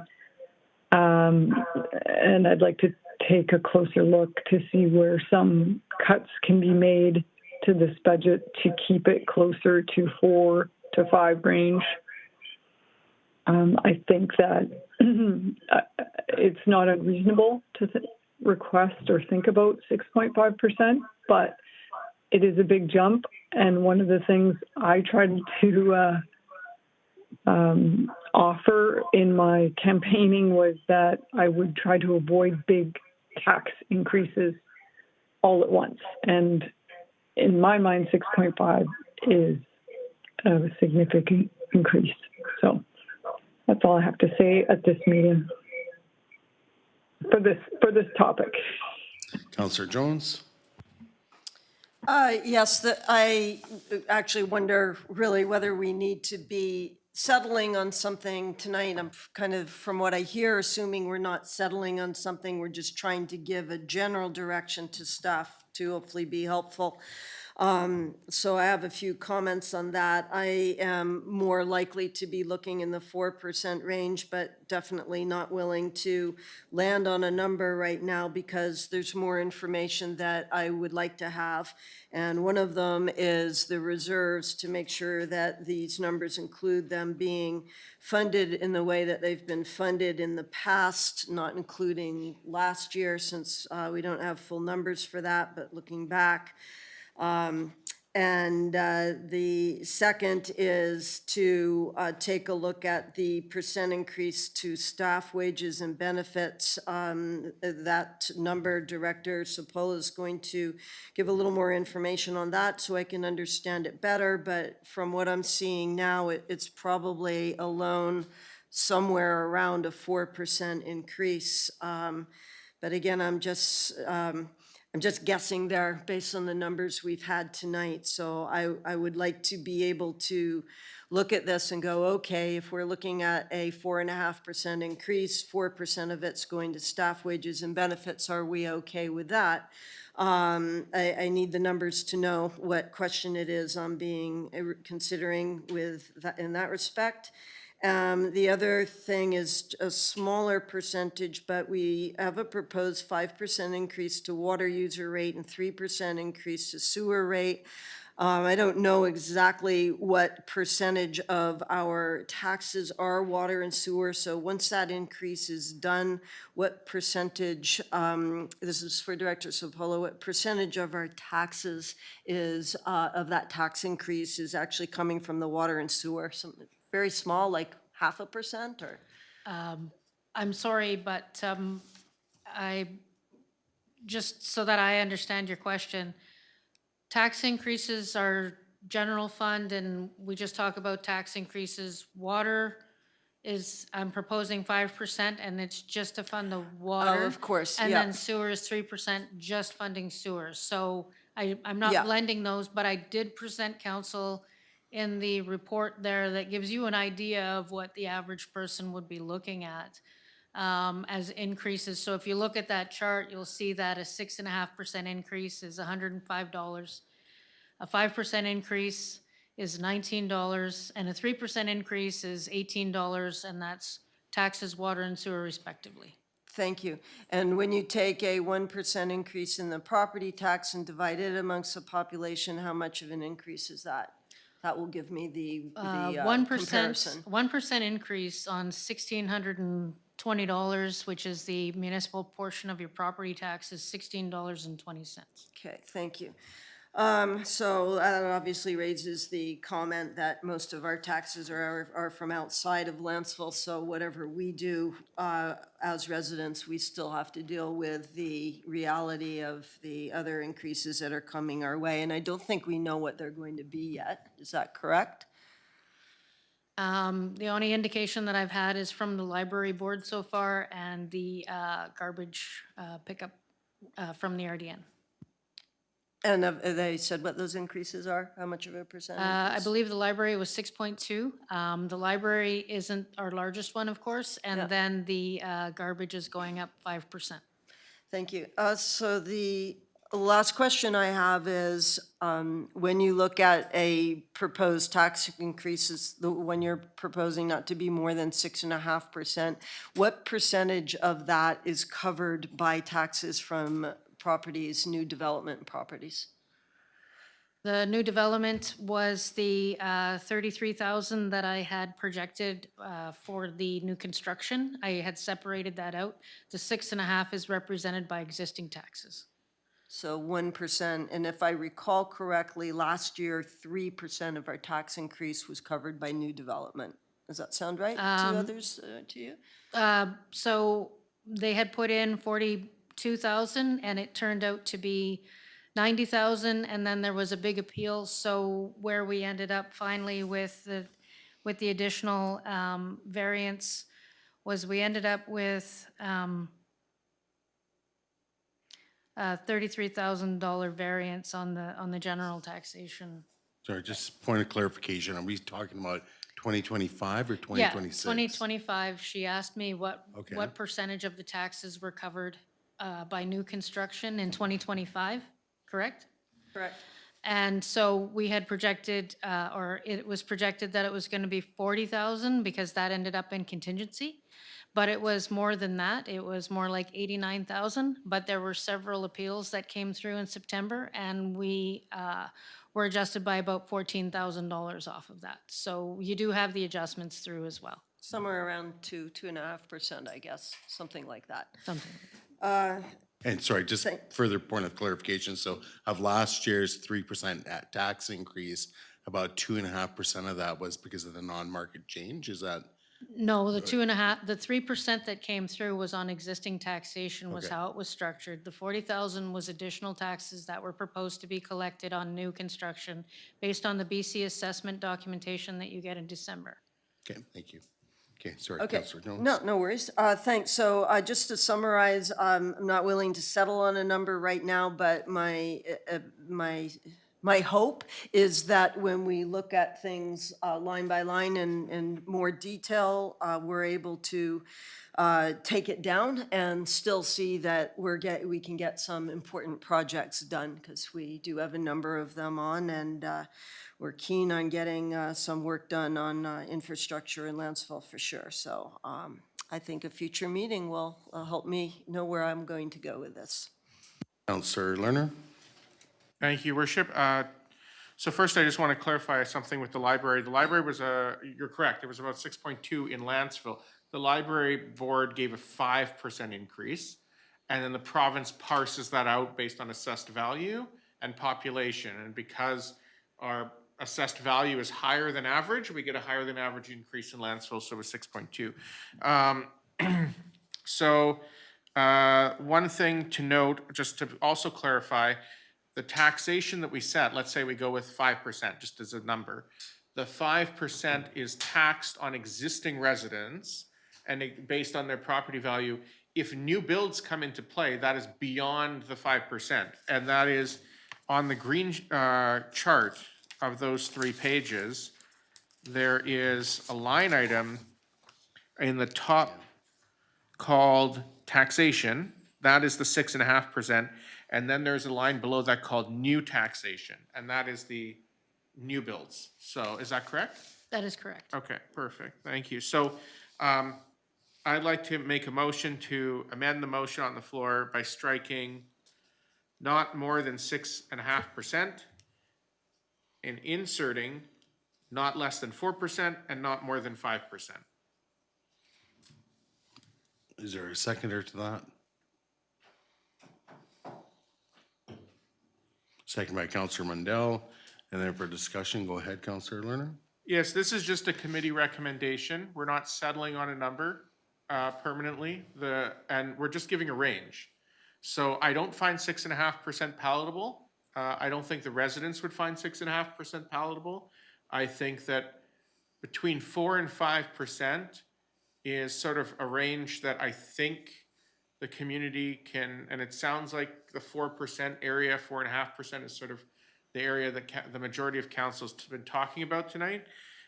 This just gives staff direction. If it then goes to a council meeting and is approved, this is just the committee level, but if it then goes to a staff meeting, it gives staff, council meeting, it gives staff direction to start redoing these line items, because there's no point in us going through and approving a line item that's, for a new position, if we're gonna lower it to 5% and not have that new position. So this is not a final decision. It is not even a specific number. It's just a range to say that we want the budget brought down while giving staff the direction they need, considering that we basically have 8 weeks to approve the budget. So that's just sort of my recommendation. So I'll leave it there. Councillor Mundell is the seconder. Yeah, I, again, just would prefer to stay in this range, so that's why I'm going to support this. Okay, the rest of the council, Councillor Savage and myself. Yes, so if it's 4 to 5, then it'll likely be whittled down to closer to 5, but it would only take $15,000 cut off that to bring it down to 4.5%. So I guess I can support this, but I think the sweet spot's more like around 4.5%. And in order to achieve that, I think it's very doable. I was hoping we were going to go through our capital spreadsheet tonight, but there's a number of things in there that I would, not too many, but there's some that I would postpone till next year. Some that I would highly support, like the office renovations is a great idea, great bang for the buck, and it comes out of a reserve we've already paid for, the municipal hall reserve, so, which is now general capital. So, and the reason for that, for me, it's kind of all hands on deck. We got two big ones for the Public Works facility and the grant, if we get it, for the reservoir. And we'll need funds for that, so I want to stay lean for this year and be fully prepared with funds for that. And there's a third one we've discussed as well that we've got to get. So that's why my stance on keeping things light, because of those big items that are very important to get done. So, and just a quick question, this is sort of on topic in terms of funding, but through chair to staff, I wonder if you could find out if there was anything paid by the Foothills by way of a cash amenity for all the units they built before the phased development agreement was approved in the summer of 2022. They built a ton of units, and I thought there'd be some cash amenities there, but I've never found out if there's any or whatever, and where they are, and that sort of thing. And there is the cash amenity fund too, don't forget, and it outlines how much is in there. Director Sapola was kind enough to send us that, and there's a fair amount that's added up in that one to help out with funding things, so to avoid tax increases. So all in all, I think it's very doable to get down to 4.5. And I agree with Councillor Lerner that it perhaps should be based on not hiring at this point, with all due respect, the CAO assistant. That'll be a fair savings there. And I'm leaning to not go for the new website until next year, and that is a savings out of general capital. And general capital was paid into that fund by the life cycle reserves of the building, so it's a little dissociated. And that's the last question I have, please, is through chair to staff, with all these extra items under general capital, well, it's not a question, it's a comment. I'm hoping when it comes time to do our line item review of the capital sheet, that we can have a close look at those expenditures coming out of general capital.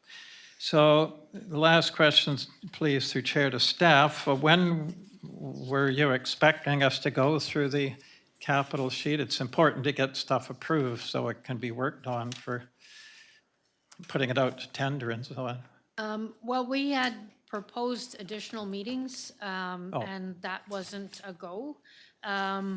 So another couple meetings would be helpful, just to go through maybe capital in detail and then your operating pages. But maybe we can take it back with the CAO and get something more specific laid out, because otherwise our next meeting is in February, and that's when we'll go through the capital sheet in detail, because we're at 8 o'clock already in this meeting. So all right. I kind of hope to go through some of the detail and right. get and do the capital, some of it.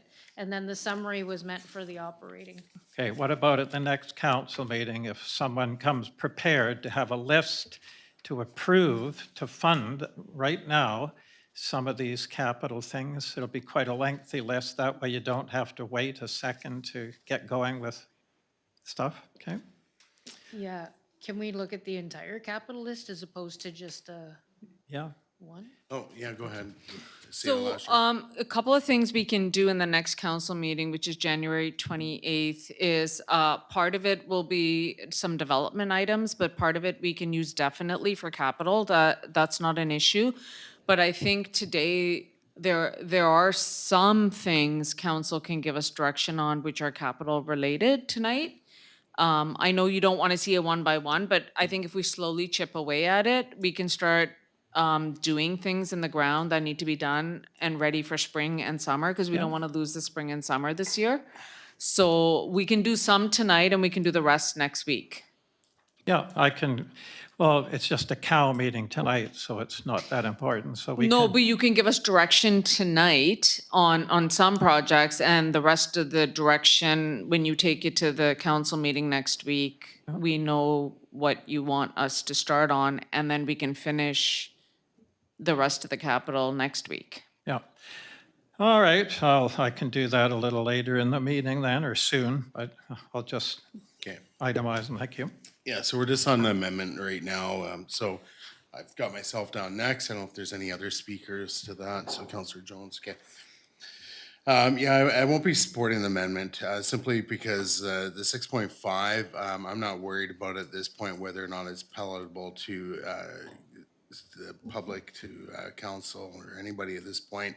My understanding, this is kind of like the minimum number that we need in our budget. I think staff, if they could, they would ask for more, but this is the kind of absolute, you know, maybe the threshold staff thinks council is comfortable with, you know, knowing what's happened or transpired historically. You know, we've gone from having 2 years of 0, and then we've got 1 year at a 3% increase, and yeah.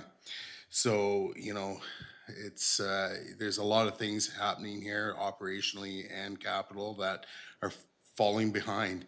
And, you know, not to cast shade on the former council, not just because I was on it, but, you know, we did have a 67% compound increase in taxation over 4 years.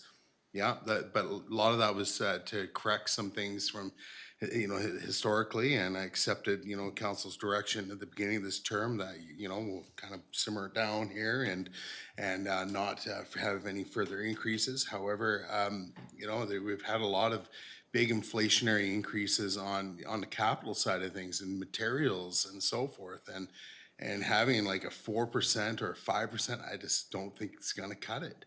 But we'll learn more, I think, as we go through this process, and I'll save the rest of my comments for after the amendment and when we get back to the main motion. Councillor Jones. Yes, first, just a point of clarification. Councillor Lerner, I thought you were saying no less than 4, no more than 4.5. I was incorrect. You said no less than 4 and no more than 5? Yeah, I'm, you know, kind of caught here because I have to vote, but I don't really support that, but I certainly don't support the 6.5. I'd be all right if it was not more than 4.5 and a lower limit wasn't given. And the reason is that we just don't have some of the information we need. I know I'm not the only one who ran on yeah, we're not going to run staff wages and benefits costs up a lot over our term due to the big increases the last term, and I still don't have, at this time, I don't have a clear percentage of how much of a 4% tax increase is being needed to cover the increase in staff wages and benefits. So I need that information to be comfortable with my decision, and I guess I'll support the motion because I don't really want to waste more time messing about with this when the goal of the motion really is just to give a simple message to staff of, you know, is 6.5 what we're going to be looking at around there, or is it going to be something a bit lower? And from my perspective, by supporting this motion, it's something quite a bit lower. Thank you. Okay, I'm inclined to call the question on the amendment. Okay, all those in favor and opposed, knowing Mayor Swain's opposed, it carries. Back to the main motion as amended. Through council, I'm going to speak to this, but any additional speakers? Okay, for myself, I simply won't be supporting this motion as amended. I've already kind of stated the reasons why previously. However, I just wanted to kind of build on it. You know, the one thing is again, the staff, they're looking at that, I think is this minimum maximum 6.5 that, you know, council could maybe consider, right?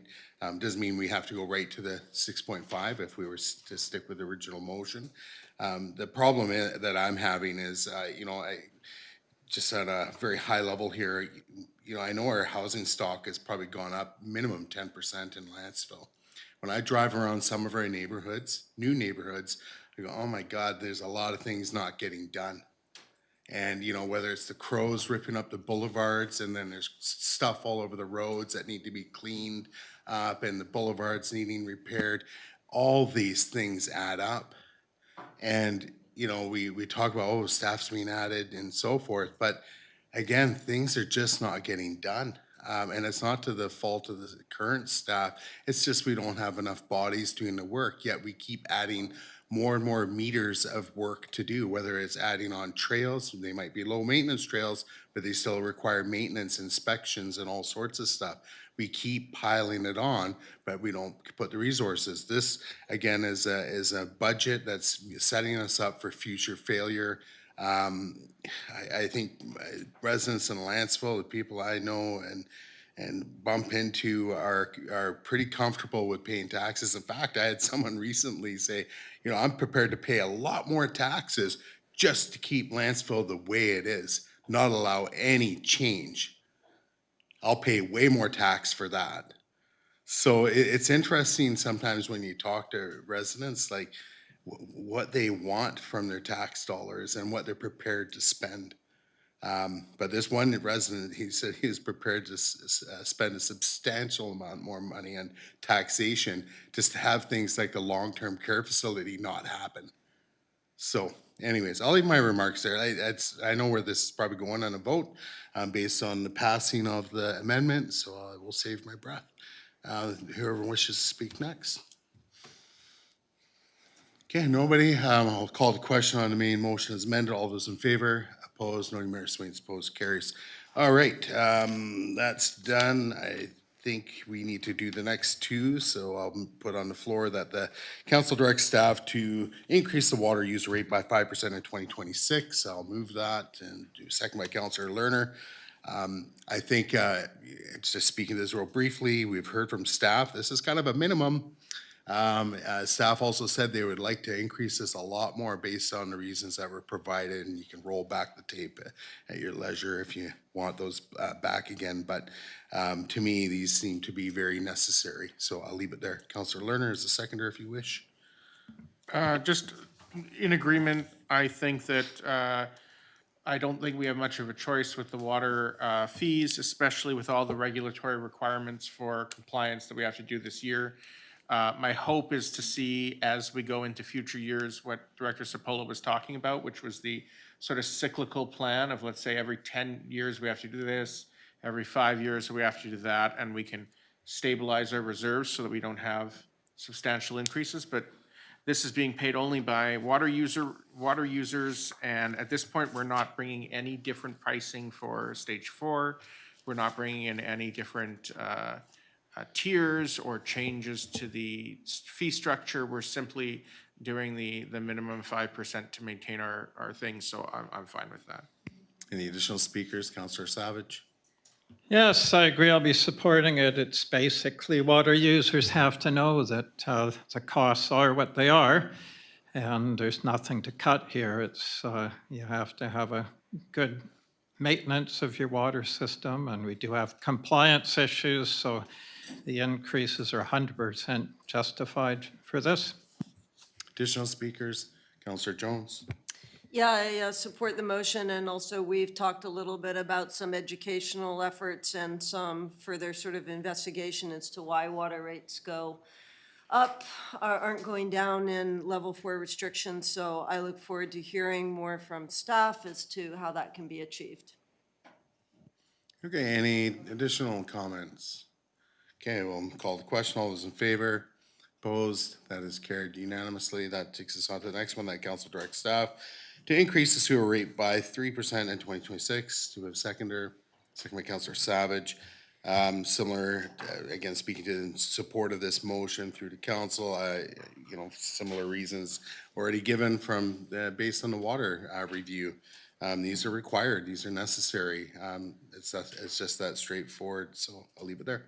Councillor Savage is the seconder. Yeah, same story that is really out of our hands. It's out of everyone's hands. The costs are what they are, and you have to properly maintain your system. Otherwise, you're paying way more in the long run, so, yep. Any additional speakers? And again, just kind of, I don't think it applies to sewer as much as it did to the water. But, you know, again, this is kind of like a minimum. You know, we could always add more to, it just depends on what we forecast, you know, for future capital projects and making sure we have those reserves there to fully fund those in the future, so. Not just limp along year to year, which sometimes seems to be the case. All right, I'll call the question. All those in favor? Opposed? That is carried unanimously. 8B is redundant, correct? Yep. Okay.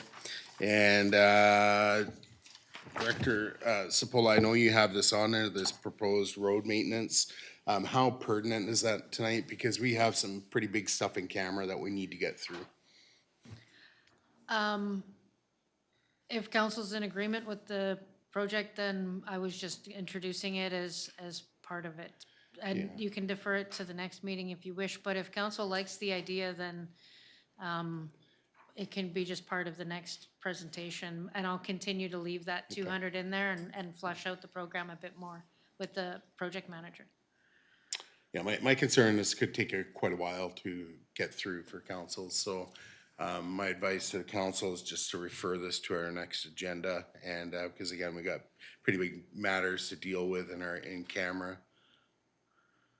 that cannot wait. Councillor Savage, yes? Yes, and just a quick notice, I'll be planning on amending this proposed road maintenance program to include some other capital projects so that I won't need to introduce it as a late item. So that's how I'll plan on doing it. Okay, thank you. All right, so yeah, we can just, I'll just make a referral motion to refer item 8C to our next, could a council meeting work through the staff? It doesn't have to be a committee of the whole, can we just deal with it? Yeah, so we'll just refer it to our next council meeting, which would not be next Wednesday. Well, yeah, it's too late for next Wednesday. Is there a seconder? Second by Councillor Lerner, and any discussion on that? Okay. I will call the question. All those in favor? Opposed? That's carried unanimously. And then late items. A point of information? Oh, yeah, point of information, yes. go ahead. Thank you. Did I understand correctly that CAO Lasher was going to give us a few of what the staff considers to be priority items so that we could just give a quick, likely yay, nay, so that could come to us at the next meeting and be dealt with more quickly? Well, hold on. Well, for capital, CAO yes, we can Lasher. have that ready for the next meeting, but in camera, we have capital as well, so, yeah. Okay. Yeah, Councillor Lerner? Yeah, I did have that, the motion that was distributed that staff had indicated could be done under 8 as business arising. If I understood correctly, is it, yes, okay. Is it okay if I make the motion? It was distributed Oh, hold on. on a sheet of paper. It's just on a single sheet, just the one motion. I don't even know where. And it was also emailed, I think, a couple days ago. Might be writing on it. Here we go. I'm right. Okay, Yeah. you got it. Okay. Is it okay if I, Oh, yeah, so this one, okay, yeah, well, you're saying to do this under late items? staff had indicated it should be under not late items, under business Well, arising. where's business arising? No, as in arising from the budget, as in a part of 8. Oh, I see what Yeah. you're saying, as Yeah. rising from Yeah. that discussion. Yeah, okay, that's, unless there's anybody in council opposing, I'll allow it, yeah. Okay, the commit, No, he's got the floor. Make your motion. okay. Or you're objecting. I want to include it with everything I planned on at the council meeting. Well, I don't know what that is. Well, there's a number of things. I mentioned that the one we just postponed to the next meeting, the road maintenance program, we can amend that by including a number of other capital projects as well at the next meeting. So. Well, I think there's, What I would recommend, actually through to Counselor Lerner, the quickest action for this is just to bring this on next Wednesday as a late item, and we'll just deal with it there, because then that has the immediate effect of releasing the funds for this project to happen, right? Isn't that what you? That is. So whether we do it tonight or not, and then we can deal, and then we don't have to deal with all this other stuff that may be coming up now. Sure, that's fine. My only question then is, I don't see any kind of notice of motion procedure in a committee of the whole, so I assume essentially I can't just get it on the agenda, it has to be a late item next week. Late item, yeah. Okay, sure. Yeah, if okay. you're okay with, I just, sorry, you gave notice, or I'm trying to remember how this this one was came emailed on. around a few days ago, Few days, yeah. and then it was also, I just indicated by staff that it was not a late item, that it was a business arising. Yeah. And I don't know, I mean, if no one wants to second it, no one wants to second it, but I don't know. Happy to second it, but it sounds like there's gonna be strings attached, and now we're further delaying the most important part of our meeting, which is going in camera, as far as I'm concerned. Okay. Like, it's delayed. Fair enough, The fair enough. process is delaying Then everything. if I can please just ask that staff include this on next week's agenda as a late item, and it be printed in so that so that it's already there. Okay, thank you. That would be the most Okay, easiest direct way of dealing with it, yeah. okay, As a- thank you. As a point of order, What's your point of order? yeah, as a procedural matter, I just gave the solution to Councillor Lerner's motion and the ones I'll be making. We just postponed to the next meeting. Sorry, what's your point of order? Like, you haven't My point of order is, as a procedural matter, it's incorrect that it has to be a late item. It can be attached to the motion. We just deferred to the meeting. That was Director Sepola's motion for the proposed road maintenance. We can amend that motion Councillor Savage. and add whatever we like on it.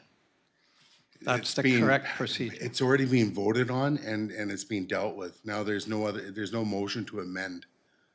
So unless there's a late item now coming in, We amend it next week to include Councillor Lerner's and my capital project additions. I understand. That's the I just don't procedure. completely Thank you. believe it works. Go ahead, CO Lasher. So Councillor Savage, the road plan is operational and the Rumming Road is capital, so it's not like the same, they're not in the same pot. But if they're two separate pots, like we can't put the two pots together because one is operational, one is capital. But I know everybody on council keeps asking about the capital plan. I think all of you were given this. If you guys can all take a look at this for next week, because we're not going to get to it tonight. This will help you a lot for next week's capital plan. So can everybody confirm they got this today? Yeah, so this is the one you want to look at for next week. And I think that's why we have to keep the motion separate for the road plan being operational and Rumming Road being capital, which is this right here. Councillor Lerner? So then, if I may ask, there's two options I see. One is simply I'll ask staff to include it as a late item. The other is that it could be moved and seconded right now and immediately referred to the next agenda, and then doesn't have to be voted as a late item. And you want that on council agenda? Is Yeah. that, okay? Well,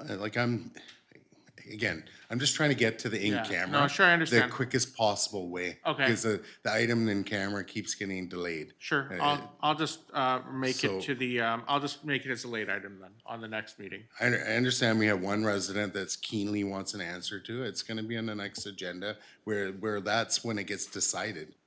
So, you have my word that I will be supporting it as a late item on our next agenda. Sure, no And problem. I'm pretty sure council's gonna be supporting it. Sure, Being no treated as a problem. late item, given the gravity of that item. No Yeah, problem, yeah. thank you, I appreciate Okay. it. All right, so we have nobody remotely registered this evening? Okay, thank you.